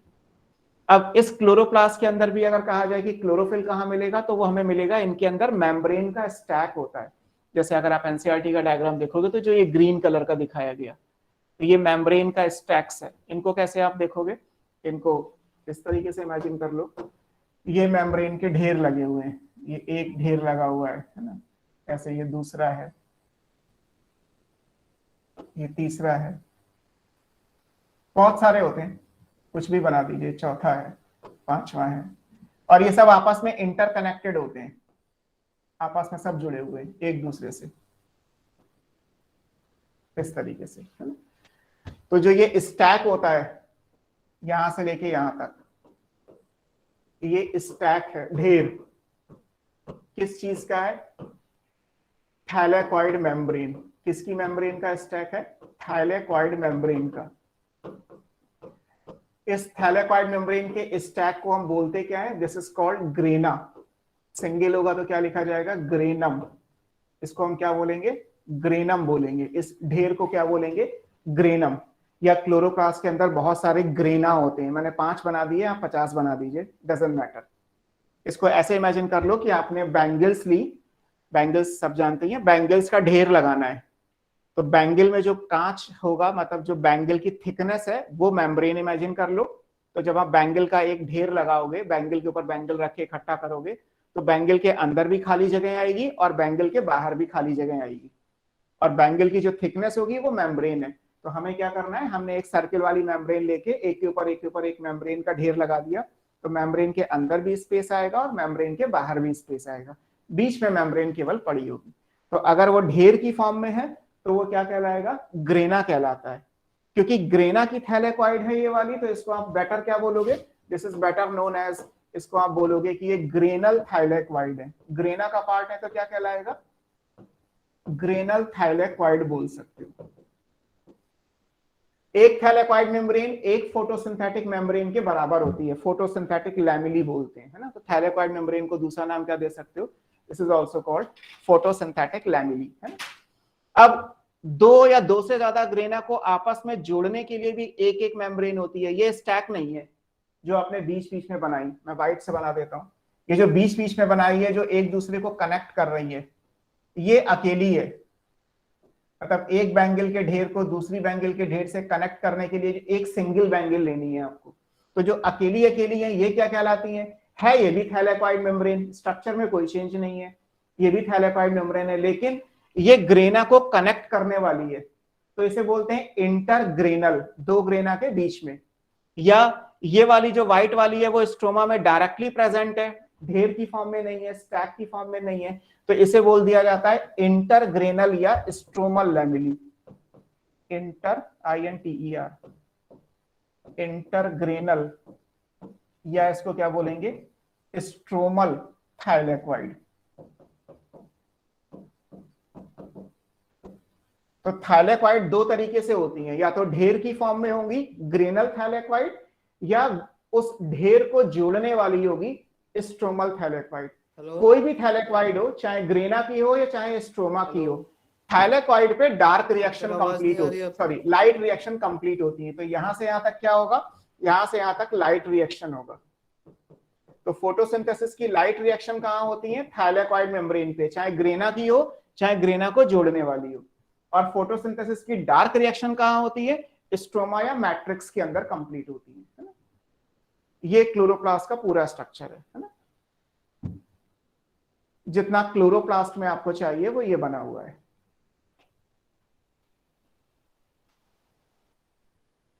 और कभी पूछा जाए कि क्यों ऐसा है कि लाइट रिएक्शन थैलेकॉइड में है और डार्क रिएक्शन स्ट्रोमा में है, तो उसका रीजन क्या है कि मेम्ब्रेन के अंदर होता है क्लोरोफिल, और क्लोरोफिल से फोटोसिंथेसिस की लाइट रिएक्शन होती है। तो क्योंकि मेम्ब्रेन में क्लोरोफिल है इसलिए लाइट रिएक्शन मेम्ब्रेन में हो सकती है। और डार्क रिएक्शन एंजाइम वाली होती हैं, और एंजाइम्स स्ट्रोमा में प्रेजेंट होते हैं। तो डार्क रिएक्शन स्ट्रोमा में क्यों होती है? Because enzymes are present in stroma. Light reaction thylakoid पे क्यों होती है? Because photosynthetic pigments are present in thylakoid membrane. तो ये रीजन भी आ जाएगा कि भाई अलग अलग कंपार्टमेंट क्यों बनाए गए, आधा काम लाइट रिएक्शन एक जगह हो रहा है, आधा काम डार्क रिएक्शन दूसरी जगह हो रहा है। तो उसके रीजन है, एक जगह पिगमेंट है एंजाइम नहीं, दूसरी जगह एंजाइम है पिगमेंट नहीं, इसीलिए काम डिवाइडेड हो गया। बस ये डायग्राम आपकी बुक का बना हुआ है, उसी को अपने तरीके से एक बार लाइट और ये डार्क का एक बार फिर से समझा। बेटा लाइट रिएक्शन इसलिए होती है बिकॉज यहाँ पे पिगमेंट्स हैं, क्लोरोफिल जो भी आप पढ़ने वाले हो। क्लोरोफिल आपसे कहा जाए क्लोरोप्लास्ट में क्लोरोफिल कहाँ होगा? तो क्लोरोप्लास्ट थैलेकॉइड मेम्ब्रेन के अंदर होता है। तो इसलिए लाइट रिएक्शन थैलेकॉइड मेम्ब्रेन पे ही हो सकती है। और डार्क से स्ट्रोमा। वो एंजाइम क्योंकि स्ट्रोमा में होते हैं तो इसलिए डार्क रिएक्शन स्ट्रोमा में होगी, है ना। चीजों को कनेक्ट कर लोगे तो थोड़ा लिखना कम पड़ेगा, और मेरे हिसाब से ये सही भी है। कोशिश करो कि कनेक्ट करके क्वेश्चन कर पाओ, क्योंकि हर चीज लिख के याद करोगे तो फिर उतना ही याद कर पाओगे जितना आपने लिखा हुआ है। फिर अगर कोई लाइन बाहर से आ गई तो फिर वही क्वेश्चन छूट जाएगा या गलत हो जाएगा। समझने की कोशिश करो तो समझ में आ जाएगा। कोई तीसरी चीज तो है ही नहीं ना, दो ही चीजें हैं, लाइट और डार्क रिएक्शन, दो ही जगह हैं, मेम्ब्रेन और स्ट्रोमा। अब लाइट रिएक्शन मेम्ब्रेन पे क्यों? क्योंकि क्लोरोफिल मेम्ब्रेन बाउंड है, अभी हम पढ़ेंगे। और डार्क रिएक्शन स्ट्रोमा में क्यों? बिकॉज एंजाइम्स स्ट्रोमा में होते हैं। बस इतना ही याद रखना है आपको। अब थोड़ा और आगे चलते हैं, एक लेवल और आगे देखते हैं। ये क्लोरोप्लास्ट का स्ट्रक्चर हो गया। आपकी बुक में एक लाइन लिखी है कि एक सेल कैसा होता है। एक सेल एक बॉल के जैसा है। बॉल मान लो, बैलून मान लो, बैलून का कोई भी शेप मान लो, मतलब एक 3D मान लो डायग्राम। तो होता क्या है कि जिस एंगल से लाइट आती है, क्लोरोप्लास्ट अपने आप को उसी एंगल के हिसाब से चेंज कर लेते हैं। लाइट अगर इधर से आ रही है तो क्लोरोप्लास्ट ऐसे होगा, लाइट इधर से आ रही है तो क्लोरोप्लास्ट ऐसे हो जाएगा। तो जैसे जैसे सूरज की रोशनी बदलती है, सुबह 9 बजे से लेके मान लेते हैं शाम के 5 बजे तक, जैसे सन की लाइट का डायरेक्शन या रेस का एंगल चेंज होता है प्लांट पे, वैसे वैसे प्लांट की मीजोफिल सेल या कोई भी सेल हो, किसी भी सेल के अंदर जो क्लोरोप्लास्ट है उनका अलाइनमेंट भी चेंज होता है। और ये सब इसलिए किया जाता है ताकि हर एक केस में किसी भी पर्टिकुलर टाइम पीरियड पे अगर आप देखो तो क्लोरोप्लास्ट इंसिडेंट लाइट के अलाइनमेंट के साथ ही होते हैं। जिस डायरेक्शन से मैक्सिमम लाइट उन्हें मिलेगी वो अपने आप को उसी डायरेक्शन में चेंज कर लेते हैं। जैसे एक बैलून के अंदर एक छोटा बैलून है, तो जो छोटा वाला बैलून है वो बड़े वाले बैलून के अंदर फ्लोट कर रहा है। अब जैसे लाइट आ रही है तो लाइट इधर से आ रही है तो छोटा बैलून इधर हो गया खिसक के, लाइट सामने से आ रही है तो बैलून बीच में आ गया, फिर लाइट इधर से हो गई तो ये बैलून खिसक के इधर हो गया, अपने आप होता रहेगा। तो ये लाइन एक्चुअली बुक में लिखी है, इसलिए मैंने आपको समझाया।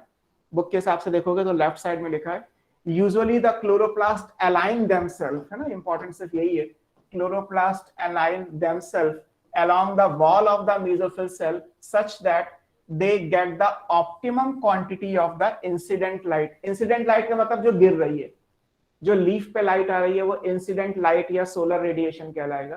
तो जो इंसिडेंट लाइट है वो ऑप्टिमली मिल सके, इस चीज के लिए क्लोरोप्लास्ट अपने आप को दाएं बाएं करते रहते हैं। तो सर ये बार बार चेंज होता रहता होगा फिर? हाँ, पूरा सुबह से शाम तक वो हर एक 5 मिनट पे अगर डायरेक्शन चेंज होगा तो 5 मिनट पे पोजीशन भी चेंज हो जाएगी।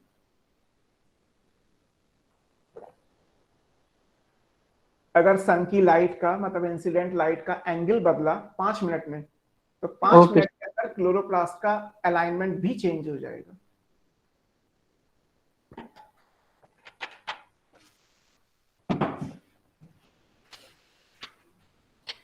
अब आते हैं थोड़ा डिटेल चीज पे चलते हैं, और क्लोरोप्लास्ट के अंदर इतना तो वैसे आप सेल वाले चैप्टर में भी क्लोरोप्लास्ट के बारे में पढ़ते ही हो। अब आप यहाँ देखो, फिर से बनाते हैं एक ग्रेना। एक मिनट, लास्ट स्लाइड करना। बोलो बेटा, लास्ट स्लाइड ये लो लास्ट। सर इस पे नीचे क्या लिखा है आपने जो कट? कुछ नहीं, वो लाइन खींची हुई है, कटा कुछ नहीं है।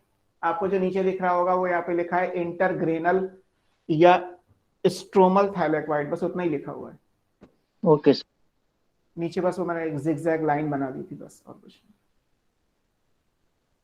नहीं। ठीक है, ठीक है। अब इस ग्रेना को मैं और इस एक मतलब एक एक को स्टडी करते हैं, बिकॉज इसकी जरूरत पड़ेगी अभी हमें, है ना। जैसे ये है, मान लीजिए ये एक ग्रेना बनाया मैंने, ये एक थैलेकॉइड मेम्ब्रेन का स्टैक है। ऐसी बहुत सारी बैंगल्स के ऊपर बैंगल्स रखी हुई है, इमेजिन कर लीजिए आप, है ना। एक बैंगल के ऊपर दूसरी बैंगल है, तीसरी, चौथी, पांचवी, छठी, ऐसे। मान लीजिए अगर आप एक बैंगल का ढेर लगाओगे तो इसमें खास बात क्या है कि जो ऊपर वाली बैंगल है उसकी अपर सरफेस एयर के कांटेक्ट में आएगी, और नीचे वाली बैंगल की जो सबसे लोअर सरफेस होगी वो एयर के कांटेक्ट में आएगी। अगर सेटअप आपने हाथ में पकड़ रखा है तो ऊपर वाली बैंगल का ऊपर का हिस्सा, नीचे वाली बैंगल का नीचे का हिस्सा, ये एयर के कांटेक्ट में है। बाकी जितनी भी बैंगल्स बीच में आ रही हैं वो एक दूसरे से ओवरलैप हो जाएंगी। क्लियर? बात समझ में आ रही है? अगर बैंगल का स्टैक बनाए तो बीच की बैंगल सब एक दूसरे के कांटेक्ट में है, ऊपर वाली बैंगल की जो अपर सरफेस होगी वो किसी के कांटेक्ट में नहीं है, वो एयर के कांटेक्ट में है। नीचे वाली बैंगल की जो लोअर सरफेस है वो किसी के कांटेक्ट में नहीं है, वो भी एयर के कांटेक्ट में है। इन्हें बोलते क्या है? अगर मान लीजिए ये थैलेकॉइड मेम्ब्रेन है तो इसमें ऊपर वाली और नीचे वाली, ये वाला इस जगह और नीचे में ये वाली जगह, ये दोनों क्या कहलाते हैं? इनको बोलते हैं नॉन ओवरलैपिंग, मतलब non appressed region area of, ये पूरा ग्रेना है तो ये बन गया ग्रेनल थाइलेक्वाइड।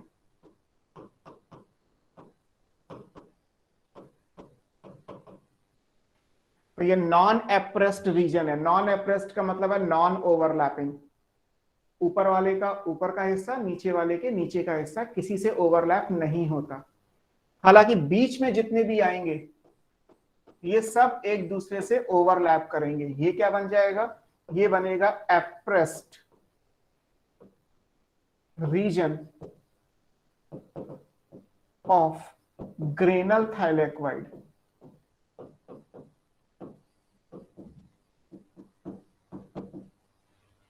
ये क्या कहलाएगा? Appressed region of granal thylakoid. यानी जब आप एक ग्रेना को स्टडी करोगे तो उस एक ग्रेना में भी थैलेकॉइड मेम्ब्रेन के दो एरिया हैं, दो रीजन हैं। एक नॉन ओवरलैपिंग है जो पहला और आखिरी वाले में आएगा, और बीच वाले में जितने भी होंगे वो सब ओवरलैपिंग है, एप्रेस्ड सेक्शन कहलाते हैं। लेकिन अगर हम केवल एक स्ट्रोमा का थैलेकॉइड बनाए, स्ट्रोमा का थैलेकॉइड बनाओगे तो क्या है? वो तो सिंगल ही होता है, ये एक ही होती है। वो तो जो दो ग्रेना को कनेक्ट करती है वो तो सिंगल है ना, अकेली है। तो यानी कि इसमें तो कोई भी ओवरलैपिंग नहीं है। ये क्या है? ये स्ट्रोमल लैमेली है।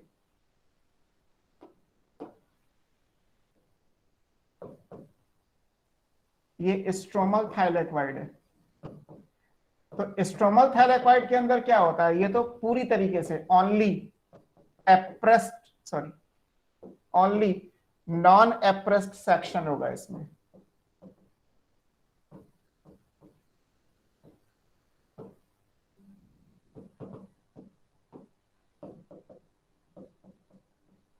इसमें कोई भी एप्रेस्ड है ही नहीं। मतलब स्ट्रोमा वाली तो पूरी की पूरी कैसी होती है? नॉन एप्रेस्ड होती है।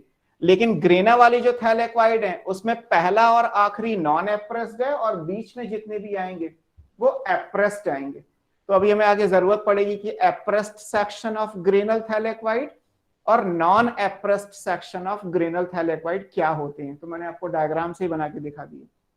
सर ये कनेक्टेड वाली है ना? हाँ बेटा, सर ये कनेक्टेड वाली है ना, स्ट्रोमल थाइलेकॉइड? हाँ, जो दो ग्रेना को कनेक्ट करती है वो स्ट्रोमल थाइलेक्वाइड है। देखो ये लिखा है, जो दो ग्रेना को कनेक्ट करेगी वो स्ट्रोमल है। इसमें तो कोई ओवरलैपिंग आएगा ही नहीं। बट अगर आप ग्रेना बनाओगे तो उसमें ओवरलैपिंग भी होगा और नॉन ओवरलैपिंग भी होगा।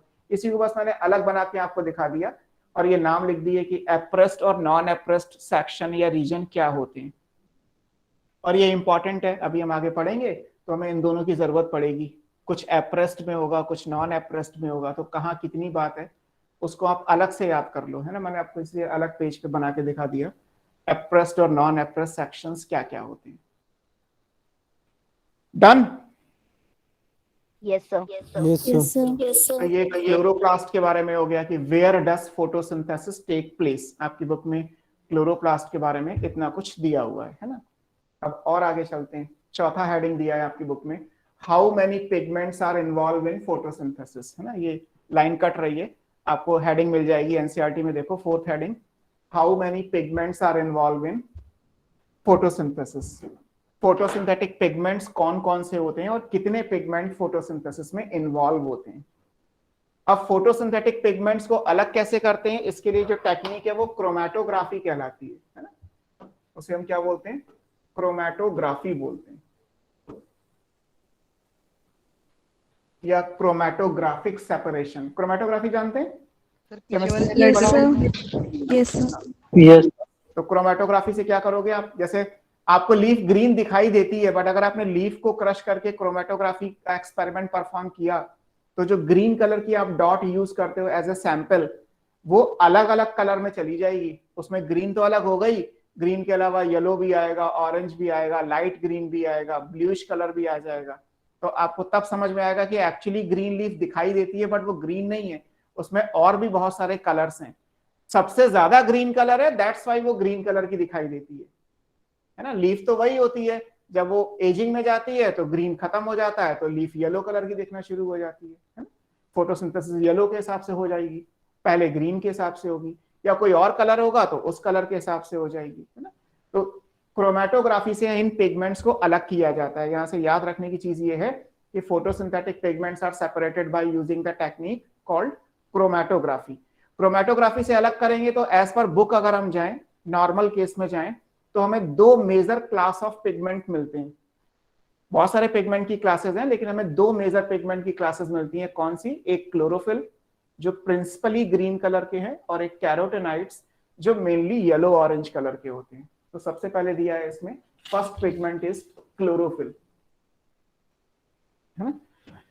अब क्लोरोफिल के बारे में अगर बात किया जाए तो इसमें बुक में लिखा है कि क्लोरोफिल ए जो होता है वो कैसा दिखाई देता है? इट इज ब्राइट और blue green in chromatogram. Chromatogram मतलब ये जो क्रोमेटोग्राफिक सेपरेशन का डायग्राम आएगा, जब पेपर क्रोमेटोग्राफी करते हैं, पेपर पे आपने रखा उस स्ट्रिप को एसीटोन या अल्कोहल में डिप किया, अलग अलग कलर हो गए, तो जो पेपर का टुकड़ा है वो क्या कहलाएगा? क्रोमेटोग्राम। तो उस क्रोमेटोग्राम में जो डार्क ग्रीन आपको दिखाई देगा, ब्राइट ग्रीन या ब्लूइश ग्रीन कलर जो दिखाई देगा, वो पिगमेंट कौन सा होता है? क्लोरोफिल ए होता है। क्लोरोफिल कई सारे टाइप के हैं। क्लोरोफिल ए होता है, बी होता है, सी है, डी है, ई है, एफ है, so many type of chlorophyll. आपको याद हो तो क्लोरोफिल ए मैंने जब आपको ग्रीन एल्गी पढ़ाया था तब लिखाया था कि वो प्रिंसिपल पिगमेंट है, हर जगह होता है। यहाँ नीचे लिखा होगा, it is the chief photosynthetic pigment. Chlorophyll हमेशा होता है, और बाकी जितने भी हैं वो डिपेंड करते हैं। जैसे आपने ग्रीन एल्गी पढ़ा था तो लिखा था chlorophyll A plus B, brown algae में होता है chlorophyll A plus C, red algae में होता है क्लोरोफिल ए प्लस डी। तो ये सब आप ऑलरेडी आप पढ़ चुके हो। तो हमें क्लोरोफिल, क्योंकि हम ग्रीन एल्गी के हिसाब से सारी चीजें पढ़ रहे हैं, तो बार बार क्लोरोफिल ए और बी आएगा। तो आप देखोगे तो आपकी बुक में भी जो दे रखा है वो क्लोरोफिल ए और बी के बारे में दे रखा है, बाकी के बारे में नहीं दे रखा। तो इसीलिए क्योंकि हम ग्रीन एल्गी के हिसाब से फोटोसिंथेसिस को पढ़ रहे हैं, green part of the plant के हिसाब से डिस्कस कर रहे हैं। तो क्लोरोफिल ए कैसा दिखाई देगा? ये कलर याद रखना है कि इट इज ब्राइट और bluish green in colour, chromatogram के हिसाब से कहा जाए तो। और क्लोरोफिल बी कैसा होता है? क्लोरोफिल जो येलो ग्रीन कलर का होता है ना, थोड़ा सा धानी कलर जो होता है, धान का जैसा होता है, तो येलोइश ग्रीन आप मान लीजिए, पैरेट कलर का मान लीजिए, वो क्लोरोफिल बी क्रोमेटोग्राम में दिखाई देगा, है ना। तो ये दोनों हो गए। क्लोरोफिल ए प्रिंसिपल पिगमेंट है, चीफ पिगमेंट मतलब प्रिंसिपल पिगमेंट है। अभी हम पढ़ेंगे रिएक्शन इसी से शुरू होती है, तो इसको रिएक्शन सेंटर बोला जाता है ना, क्योंकि यहाँ से रिएक्शन स्टार्ट होने वाली है। मैक्सिमम एब्जॉर्प्शन, अब यहाँ पे आप पढ़ोगे, जो थोड़ी देर पहले आपने बोला था, तब मैंने कहा था कि उस टाइम पे समझाऊंगा तो बाकी के बच्चों को समझाना पड़ेगा। अब समझो आप, यहाँ दिया है। अब यहाँ पे पूरी बात नहीं की जा रही है, अब यहाँ पे बात क्लोरोफिल ए की जा रही है। जैसे मान लीजिए हम जब यहाँ कैलविन में बैठ के एनालिसिस करते हैं तो हमारे पास आपके पूरे बैच का डेटा होता है। तो हम बैच की बात करते हैं कि फाइटर मेडिकल में कितने मार्क्स एवरेज आ रहे हैं, HOD 1 बैच में कितने आ रहे हैं, HOD 2 बैच में कितने आ रहे हैं। बट बैच में जो मार्क्स आएंगे वो किसी भी स्टूडेंट का इंडिविजुअल स्कोर नहीं होता, वो एक बैच का एवरेज मार्क होता है। किसी भी इंडिविजुअल का स्कोर उससे ज्यादा भी हो सकता है, उससे कम भी हो सकता है। सेम चीज यहाँ पे है। जब आप एक पिगमेंट को लेके फोटोसिंथेसिस पढ़ोगे, होते नहीं है एक पिगमेंट, किसी भी लीफ के अंदर बहुत सारे पिगमेंट होते हैं, सबका एब्जॉर्प्शन अलग अलग आएगा। तो ओवरऑल जो आप पढ़ते हो बेसिकली सबका एक साथ मिला के पढ़ते हो। जैसे हमने कहा कि फोटोसिंथेसिस मैक्सिमम होती है, तो क्यों मैक्सिमम है? रेड लाइट में मैक्सिमम आती है, तो वहां पे जितने भी पिगमेंट्स होंगे वो सबका कोलैबोरेटिव रिजल्ट है, सबका मिला जुला रिजल्ट आया कि रेड में मैक्सिमम। लेकिन अगर वहां पे एक पिगमेंट को लेके काम किया जाता तो क्या रेड लाइट में मैक्सिमम आता? नहीं आएगा। यहाँ लिखा हुआ है कि जो मैक्सिमम एब्जॉर्प्शन क्लोरोफिल ए का है वो किस में आएगा? That is in blue and red region. फिर ये अलग अलग आएगा, है ना। And that also shows higher rate of photosynthesis. Also shows का मतलब क्या है? Again with the case of green part, green algae, क्योंकि ग्रीन एल्गी में पिगमेंट होता ही क्लोरोफिल ए और बी है, और कोई तो है नहीं। क्लोरोफिल ए मेन पिगमेंट है, प्रिंसिपल पिगमेंट है, उसके अलावा कुछ आपने ग्रीन एल्गी में पढ़ा हुआ है एनसीईआरटी में, तो क्लोरोफिल बी लिखा था या बीटा कैरोटीन था, कैरोटीन की अभी हम बात ही नहीं कर रहे। तो ए और बी ही केवल क्लोरोफिल है, तो यानी कि ग्रीन एल्गी के लिए जो मैक्सिमम आएगा वो किस में आएगा, रेड और ब्लू में आएगा। लेकिन ये चीज ब्राउन पे अप्लाई नहीं होगी, रेड पे भी अप्लाई नहीं होगी। थोड़ी देर पहले भी यही समझा था, अब आपने यहां भी पढ़ लिया। तो जो मैक्सिमम एब्जॉर्प्शन आएगा क्लोरोफिल ए का, वो आपको किस में मिलेगा, in the blue and the red region. और करस्पॉन्डिंग टू दैट, अगर हम मान ले कि प्लांट में या लीफ में या एल्गी में क्लोरोफिल ए के अलावा कोई और पिगमेंट है ही नहीं, तो फिर ए का जो रिस्पॉन्स है, मान लीजिए बैच में एक ही बच्चा होता, तो जो एक बच्चे के मार्क्स हैं वही बैच के मार्क्स होते, फिर एवरेज तो ना निकालना पड़ता। तो वो चीज यहाँ पे भी है कि लीफ में अगर कोई पिगमेंट है ही नहीं, तब तो कोई बात ही नहीं है, जो क्लोरोफिल ए का रिजल्ट है वही पूरे बैच का रिजल्ट होगा। तो जो क्लोरोफिल ए का एब्जॉर्प्शन जिस रेंज में आ रहा है, उसी रेंज में फोटोसिंथेसिस भी मैक्सिमम हो जाएगी करस्पॉन्डिंग टू दैट। तो इसलिए लिखा है that also shows higher rate of photosynthesis. Clear? तो क्लोरोफिल अलग अलग टाइप के होते हैं, A B C D E F. A sir dark green, B yellow green. बोलो सर, मतलब क्लोरोफिल का ए का मैक्सिमम एब्जॉर्प्शन होगा ब्लू और लाइट रीजन में। ब्लू और रेड। अगर ये सिंपली इंडिविजुअली प्रेजेंट होगा तो? हाँ, अगर इंडिविजुअली प्रेजेंट हो या इंडिविजुअली हम डिस्कस करें। अगर मैं किसी एक ही बच्चे पे बात कर रहा हूं, तो बैच में अगर कोई और प्रेजेंट भी है तो हमें क्या फर्क पड़ता है, मुझे तो एक बच्चे से मतलब है, उसी का डिस्कशन हो रहा है। ऐसे अगर ये तो एक ही को डिस्कस करेंगे। अगर बहुत सारे पिगमेंट्स हैं sir, A B C D, तो एवरेज देखेंगे सर? एवरेज देखेंगे, लेकिन एक्चुअली फैक्ट यही होता है कि आप एक बार में एक ही काम कर सकते हो। जब आप ग्राफ प्लॉट करोगे, मैथमेटिक्स में क्या होता है, मैथमेटिक्स में तो आप एक्स और वाई एक्सिस के अलावा जेड एक्सिस भी बना देते हो, बट किसी भी बायोलॉजिकल पैरामीटर के लिए जेड एक्सिस एग्जिस्ट करता है क्या? नहीं करता। बायोलॉजिकली दो में से केवल एक वेरिएबल होता है। जैसे हम जब ग्राफ बनाएंगे फोटोसिंथेसिस के, अभी आगे आप पढ़ोगे, तो एक्स एक्सिस पे वेरिएबल आएगा, चाहे वेवलेंथ ले लो, चाहे कलर ले लो, चाहे ड्यूरेशन ले लो, चाहे CO2 कॉन्सेंट्रेशन हो, चाहे O2 कॉन्सेंट्रेशन हो, व्हाटएवर एल्स। और वाई एक्सिस पे फोटोसिंथेटिक रेट आएगा और ग्राफ बनता चला जाएगा। There is no Z axis. Mathematics में तो जेड एक्सिस भी होता है, और अगर हायर मैथमेटिक्स पे जाओगे तो मल्टी वेरिएबल ग्राफ्स भी होते हैं, और भी एक्सिस चाहो तो आप इमेजिन कर सकते हो। बायोलॉजिकली ऐसा नहीं हो सकता। बायोलॉजिकल प्रोसेस में दो में से एक वेरिएबल होगा, एक फिक्स होगा। तो इसीलिए थोड़ी सी लिमिटेशन आ गई हमारी कि हम जब कभी भी कोई बात करेंगे तो हम एक को वेरिएबल कंसीडर करेंगे, बाकी सबको फिक्स कर देंगे। तो जैसे अगर मैं मान लीजिए लीफ में क्लोरोफिल ए की बात कर रहा हूं, तो मैं ये मान ले रहा हूं कि बाकी कोई प्रॉब्लम क्रिएट नहीं कर रहा है, नहीं है, फर्क ही नहीं पड़ता। एक्चुअली फर्क पड़ता है, लेकिन हम एक्सपेरिमेंट कर रहे हैं तो हम ये मान के चल रहे हैं कि कोई फर्क नहीं पड़ेगा। फर्क तो पड़ेगा ही पड़ेगा।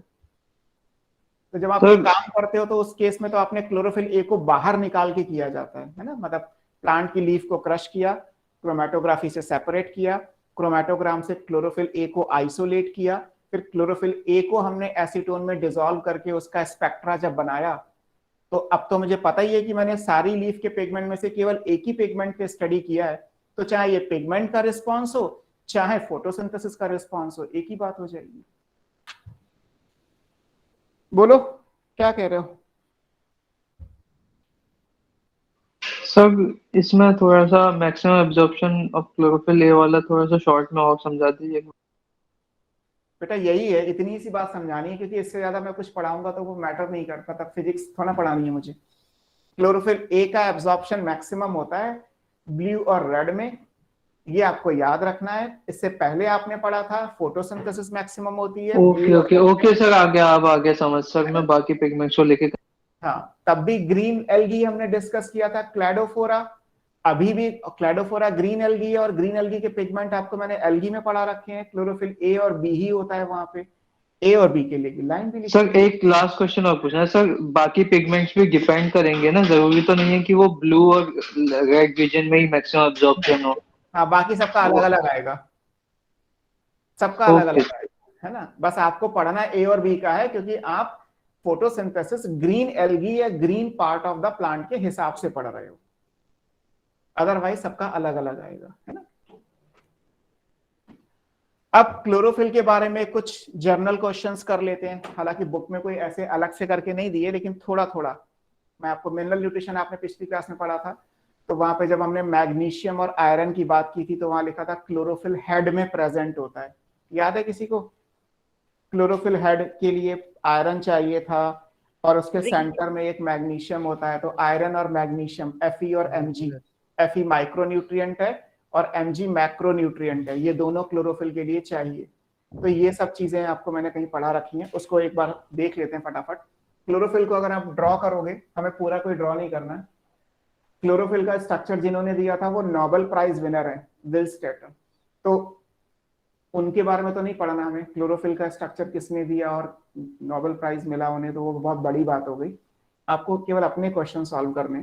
क्वेश्चन कैसे सॉल्व करोगे? क्वेश्चन कुछ इस तरीके से है कि क्लोरोफिल में क्या होता है, एक तो होता है, मान लेते हैं ये क्या है, ये क्लोरोफिल का हेड है, इसे क्या बोलते हैं, इसके सेंटर में मैग्नीशियम आयन होता है Mg+2, इसको बोलते हैं पोरफायरिन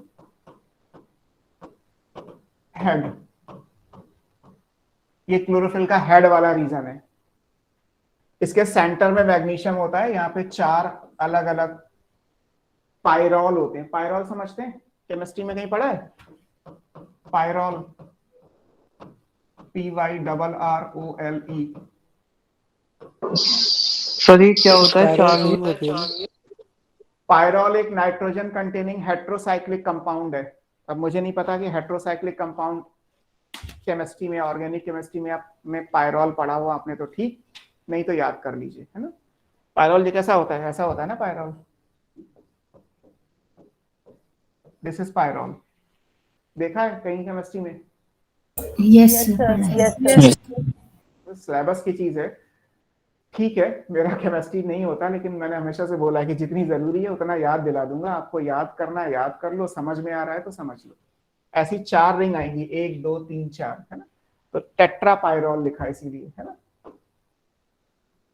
बस ये टेट्रा पायरॉल, 4 पायरॉल रिंग्स होती हैं और चारों पायरॉल के बीच में क्या होता है, एक मैग्नीशियम आयन होता है Mg+2, आयनिक स्टेट में ही होगा, है ना, कोई कोवैलेंट बॉन्ड नहीं होता। जो मैंने लाइंस बनाई है बेसिकली वहां पे कोऑर्डिनेट बॉन्ड होते हैं, कोई ये कोवैलेंट बॉन्डिंग नहीं है, बस आपको समझाने के लिए बताया कि एक 4 पायरॉल रिंग 4 कॉर्नर पे लेनी है, सेंटर में एक मैग्नीशियम आयन लेना है, ये बन गया आपका पोरफायरिन हेड। पोरफायरिन हेड जब प्लांट बनाएगा, क्योंकि प्लांट तो हर चीज की सिंथेसिस करता है, प्लांट कुछ बना बनाया तो लेता नहीं मिट्टी से तो वो मिनरल्स लेगा, तो जब पोरफायरिन की सिंथेसिस होती है तो उस टाइम पे आयरन की जरूरत पड़ती है। क्लोरोफिल में आयरन कहीं नहीं होता, लेकिन इस चीज को बनाने में आयरन की जरूरत है। तो पोरफायरिन हेड के लिए क्या चाहिए होता है, इसके लिए आयरन चाहिए, iron is required for synthesis of porphyrin head. तो आयरन हमें क्लोरोफिल बनाने के लिए चाहिए, एक्चुअली पोरफायरिन बनाने के लिए आयरन चाहिए, और पोरफायरिन से क्लोरोफिल का हेड वाला सेक्शन बनता है, इसलिए हमने बोला कि iron is required for chlorophyll biosynthesis. या पिछले चैप्टर में एनसीईआरटी में लिखा है कि वो हेड वाले पार्ट को बनाने के लिए चाहिए, तो पोरफायरिन हेड होता है। इसके बाद अगर आप देखोगे तो यहाँ पे एक नीचे एस्टर बॉन्ड होगा और एक यहाँ पे हाइड्रोकार्बन की चेन आती है, इसे बोलते हैं फाइटॉल टेल। फाइटॉल एक हाइड्रोकार्बन है, हाइड्रोकार्बन लिखा है HC, पूरा लिख लीजिए अगर आपको लिखना है तो, हाइड्रोकार्बन, इसकी टेल होती है। ऐसा कुछ क्लोरोफिल होता है। अब थैलेकॉइड मेम्ब्रेन के अंदर कितना हिस्सा होता है, जो फाइटॉल टेल, जो हाइड्रोकार्बन है, आपने केमिस्ट्री में पढ़ा होगा, हाइड्रोकार्बन लिपिड सॉल्युबल होते हैं। तो जो कोई बायोलॉजिकल मेम्ब्रेन, जैसे आप प्लाज्मा मेम्ब्रेन का स्ट्रक्चर पढ़ते हो तो बीच में बाई लिपिड लेयर आती है, by molecular layer of lipid आती है। तो क्लोरोफिल की जो टेल होती है वो लिपिड के अंदर होती है ना, this is embedded in lipid layer of thylakoid membrane. Thylakoid membrane के अंदर कितना हिस्सा होगा, टेल वाला। थाइलेकॉइड मेम्ब्रेन से ऊपर कितना हिस्सा होगा, हेड वाला। बस इतनी बातें याद रखनी है। तो ये से 2 क्वेश्चन मैंने पिछली बार भी आपको कराए थे कि क्लोरोफिल को बर्न कर दे तो क्या मिलेगा, मैग्नीशियम। बाकी तो ये हाइड्रोकार्बन है, कार्बन डाइऑक्साइड की फॉर्म में निकल गया, पोरफायरिन है, टूट के कार्बन डाइऑक्साइड की फॉर्म में निकल जाएगा। तो क्लोरोफिल को बर्न करने पे क्या मिलेंगे, मैग्नीशियम। लेकिन क्लोरोफिल को बनाने के लिए क्या चाहिए, तो आयरन और मैग्नीशियम दोनों चाहिए। बर्न करने पे आयरन नहीं मिलेगा, लेकिन सिंथेसिस के लिए आयरन की जरूरत पड़ेगी। तो ये दोनों क्वेश्चन पिछले चैप्टर में भी आपने पढ़े थे। ये क्लोरोफिल का एक ब्रीफ डायग्राम इमेजिन कर लो कि कुछ ऐसा क्लोरोफिल होता होगा, है ना। अब आते हैं सेकंड पिगमेंट पे, और ये आपको याद रहेगा, ब्रेक का टाइम हो रहा है। ठीक है कोई बात नहीं। ये आपको याद रहेगा कि जो क्लोरोफिल ए है वो आपका प्रिंसिपल पिगमेंट है ना, बाकी सारे जो है वो एक्सेसरी पिगमेंट होते हैं। अभी हम लिख देंगे क्लोरोफिल ए क्या है, यही लिख लो, वैसे तो नीचे लिखा ही हुआ है, बट ये जो क्लोरोफिल ए है ये क्या है, ये मेन है, प्रिंसिपल पिगमेंट है।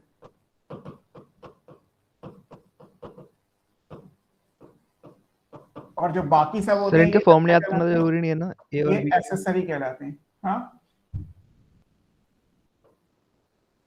क्या कह रहे हो बेटा, क्लोरोफिल ए और बी के सर ये इनके फॉर्मूले तो याद नहीं रखने ना, नहीं करने, पुराने टाइम पे आते थे, अब नहीं करने, कहीं मिले तो छोड़ दीजिएगा। सर हाँ सर मिले थे सर, भी पूछा था। हाँ छोड़ दीजिए, C55H72 क्या करना है याद करके।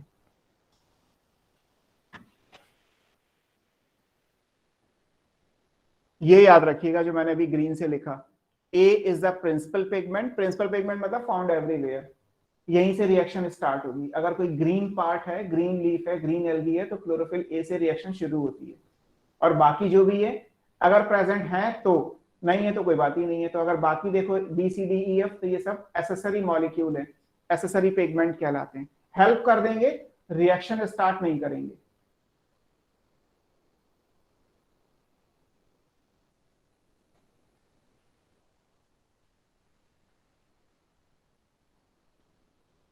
इसके बाद आएंगे कैरोटेनाइड्स। सर हाँ क्लोरोफिल ए मैक्सिमम एब्जॉर्प्शन करता है रेड लाइट और ब्लू लाइट का हाँ ग्रीन एल्गे में। हाँ, तो सर क्लोरोफिल ए तो रेड एल्गे में भी होता है एंड ब्राउन एल्गे में भी होता है। तो उस केस में फिर अलग अलग आएगा आंसर। ये आप केवल ग्रीन के हिसाब से पढ़ रहे हो।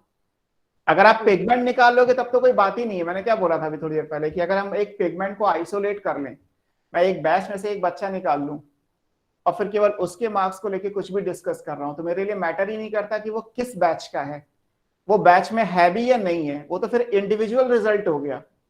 तो जब आप ये काम करते हैं, मतलब जब क्रोमेटोग्राफिक सेपरेशन करते हैं, तो नेचर तो खत्म हो गया ना। नेचर में तो कॉम्बिनेशन ऑफ पिगमेंट है, और जब आप लैब में एक पिगमेंट को लेके काम करोगे, फिर एक पिगमेंट तो आप कहीं से भी लो, उससे क्या फर्क पड़ेगा।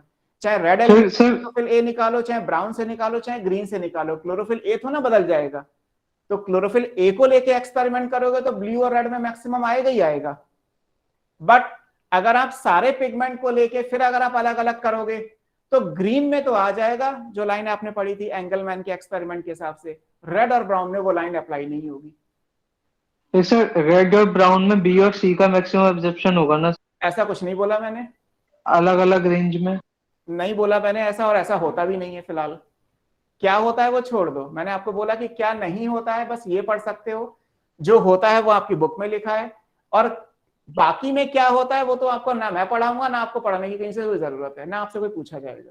तो सर क्लोरोफिल ए वाला हम कंसीडर ग्रीन एल्गे में ही करें ना? नहीं, क्लोरोफिल ए का, क्योंकि यहाँ जब आपसे पूछा जाएगा तो ये लिखा है maximum absorption of chlorophyll A या बाई ए। अब अगर मैंने ये लाइन लिखी है तो ये मैटर नहीं करता, ये आप चाहे ग्रीन एल्गी से निकालो, चाहे ब्राउन से निकालो, चाहे रेड से निकालो, चाहे एल्गी से एंजियोस्पर्म तक कहीं से भी निकालो। इवन अगर साइनोबैक्टीरिया का भी क्लोरोफिल ए होगा तो भी उसका एब्जॉर्प्शन यही आंसर आएगा। लेकिन ये अलग क्वेश्चन हो गया, ये क्लोरोफिल ए को आइसोलेट करके उसको प्लांट या किसी भी सिस्टम से बाहर निकाल के बात की गई है। अब जो एंगलमैन का काम था कि ग्रीन एल्गी के हिसाब से मैक्सिमम फोटोसिंथेसिस किस लाइट में होती है, तो वो क्वेश्चन अलग है, दोनों बातें अलग अलग हैं। अभी आपको ब्रेक चाहिए वरना मैं करा देता, आप मुझे 20-25 मिनट का टाइम दो। आपकी बुक में ये दो ग्राफ, ये एब्जॉर्प्शन स्पेक्ट्रा और एक्शन स्पेक्ट्रा, तो अभी आपको समझ में आ जाएगा कि इन दोनों लाइन का अलग अलग मीनिंग क्यों दिया गया है ना। तो मतलब सर हम करा दो सर। बाकी हाँ बोलो। ब्रीफ तो छोड़िए मतलब हम सर, बाकी कराइए। पिगमेंट को कंसीडर ना करें। हाँ अभी बस आप ये पढ़ो मोमेंटम। भावना, अभी आप सिर्फ ये देखो कि क्लोरोफिल ए दुनिया में कहीं से भी लाओ उसका आंसर sir. यही आएगा, maximum absorption bye chlorophyll A, regardless कि वो साइनोबैक्टीरिया से मिला, ग्रीन एल्गी से मिला, रेड एल्गी से मिला या किसी और कलर के प्लांट से मिला, सबका आंसर ब्लू और आएगा। और वो क्वेश्चन जो एंगलमैन का था कि फोटोसिंथेसिस, सर म्यूट हो गया। सर आप म्यूट हो गए हो।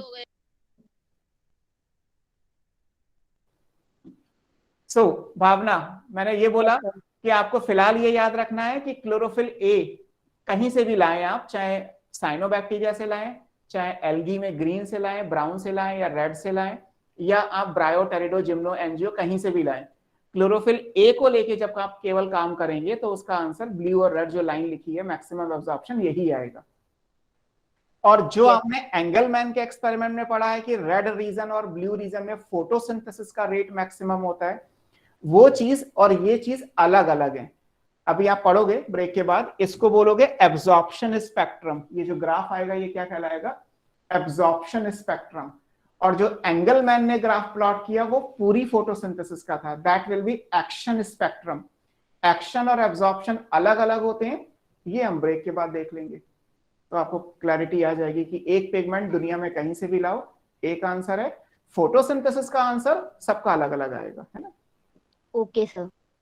सर सर रजत सर एक बार वो अप्रेस्ड एंड नॉन अप्रेस्ड वाली स्लाइड फिर से रिपीट कर दीजिए। सर मुझे इसी स्लाइड में एक चीज पूछनी थी सर। यस सर, ये वाली। इसमें तो केवल ओवरलैपिंग और नॉन ओवरलैपिंग की बात है, ये वाले दोनों नॉन ओवरलैपिंग है तो नॉन अप्रेस्ड, इसलिए तो पूरा का पूरा होता ही नॉन ओवरलैपिंग वाला है। और ग्रेना में बीच में जितने भी आएंगे वो अप्रेस्ड हो जाएंगे, इसमें तो कुछ ओके सर। मैंने तो सर बोलो सर मैक्सिमम एब्जॉर्प्शन हो किस चीज का रहा है सर क्लोरोफिल ए से? बेटा लाइट का ही होगा, एब्जॉर्प्शन किसका करोगे? लाइट का Okay. करोगे ना। फोटोसिंथेसिस में फोटो ही तो पढ़ना है, और पढ़ना क्या है आपको? एब्जॉर्प्शन लाइट सर का। अभी कंटिन्यू करोगे सर या ब्रेक के बाद सर? अब तो ब्रेक के बाद। सर जो बॉन्ड बताया है वो एस्टर बॉन्ड बताया था आपने? हाँ यहाँ पे एस्टर लिंकेज होता है, बॉन्ड और लिंकेज के भी अलग अलग टर्म्स हैं। एक्चुअली लिंकेज है, अब लिंकेज और बॉन्ड आप केमिस्ट्री में अलग अलग तरीके से अगर पढ़ते हैं तो समझ पाओ तो ठीक है। Yes sir. होता है एस्टर लिंकेज है। Okay sir. Sir last slide करना एक बार। लास्ट स्लाइड यही तो है नहीं? अच्छा ये सर ये टेल में एस्टर लिंकेज? टेल और हेड के बीच में। हाँ ओके। है ना, टेल और हेड के बीच में है। सर एक बार इतने इसको रिपीट भी कर दो, समझ नहीं आया मेरे को ठीक से ये। बेटा ये 4 पायरोल रिंग है, टेट्रा 1 2 3 4, 1 2 3 4, ये 4 पायरोल होती हैं, तो टेट्रा पायरोल रिंग्स हैं। इन 4 पायरोल रिंग के बीच में एक मैग्नीशियम आयन होता है, इस पूरे को मिला के बोलते हैं पोरफायरिन हेड। फिर नीचे एक हाइड्रोकार्बन की टेल होती है, ये टेल एक्चुअली यहीं से होती है, इसका आईयूपीएसी नियम के हिसाब से इसकी नंबरिंग की जाती है, फिर नंबरिंग करके यहाँ पे जो है 3rd पायरोल रिंग आएगी। अब वो सब आईयूपीएसी तो पढ़नी नहीं है आपको, मेरे से तो नहीं पढ़नी है एटलीस्ट, तो फिलहाल ये यहीं से जुड़ेगी, ये टेल यहाँ से नहीं जुड़ेगी, या यहाँ से टेल नहीं जुड़ेगी, टेल आप यहीं से इमेजिन कर लो कि टेल यहीं से जुड़ेगी। टेल हाइड्रोकार्बन की होती है, हाइड्रोकार्बन मतलब कार्बन हाइड्रोजन, एक लंबी सी चेन होती है। अब पोरफायरिन हेड और टेल को जोड़ने के लिए बीच में यहाँ पे एस्टर लिंकेज होता है। अब जब आप क्लोरोफिल को मेम्ब्रेन में, मैं आपसे कह रहा हूं कि जैसे ये थैलेकॉइड मेम्ब्रेन है, ये एक थैलेकॉइड मेम्ब्रेन है, ये मेम्ब्रेन की थिकनेस है, इसमें क्लोरोफिल का मॉलिक्यूल है, तो क्लोरोफिल का मॉलिक्यूल होगा कैसे? क्लोरोफिल का मॉलिक्यूल ऐसे होता है कि मेम्ब्रेन के अंदर कितना हिस्सा जाएगा? फाइटोल टेल, ये लिखा है embedded in the lipid layer of the membrane, और मेम्ब्रेन से ऊपर की तरफ कितना उठ के आएगा हिस्सा? पोरफायरिन हेड आएगा। बस sir Okay, sir. Thank you, sir. Pyrrole rings जो होते हैं सर, ये नाइट्रोजन कंटेनिंग? पायरोल खुद अपने आप में नाइट्रोजन कंटेनिंग हेटेरोसाइक्लिक कंपाउंड है। ओके सर हेट्रोसाइक्लिक जो आपने ये 4 स्टार बनाया वहां पे आपने जो पायरोल बनाया था वो चारों पायरोल होंगे ना हाँ, वहां मैग्नीशियम पे के साथ? 4 पायरोल रिंग आएंगे, ओके। है ना, वहां पे वो 4 पायरोल रिंग आएंगे। ठीक है, एंड कर दूं class yes sir. Okay sir. After 15 minutes. Sir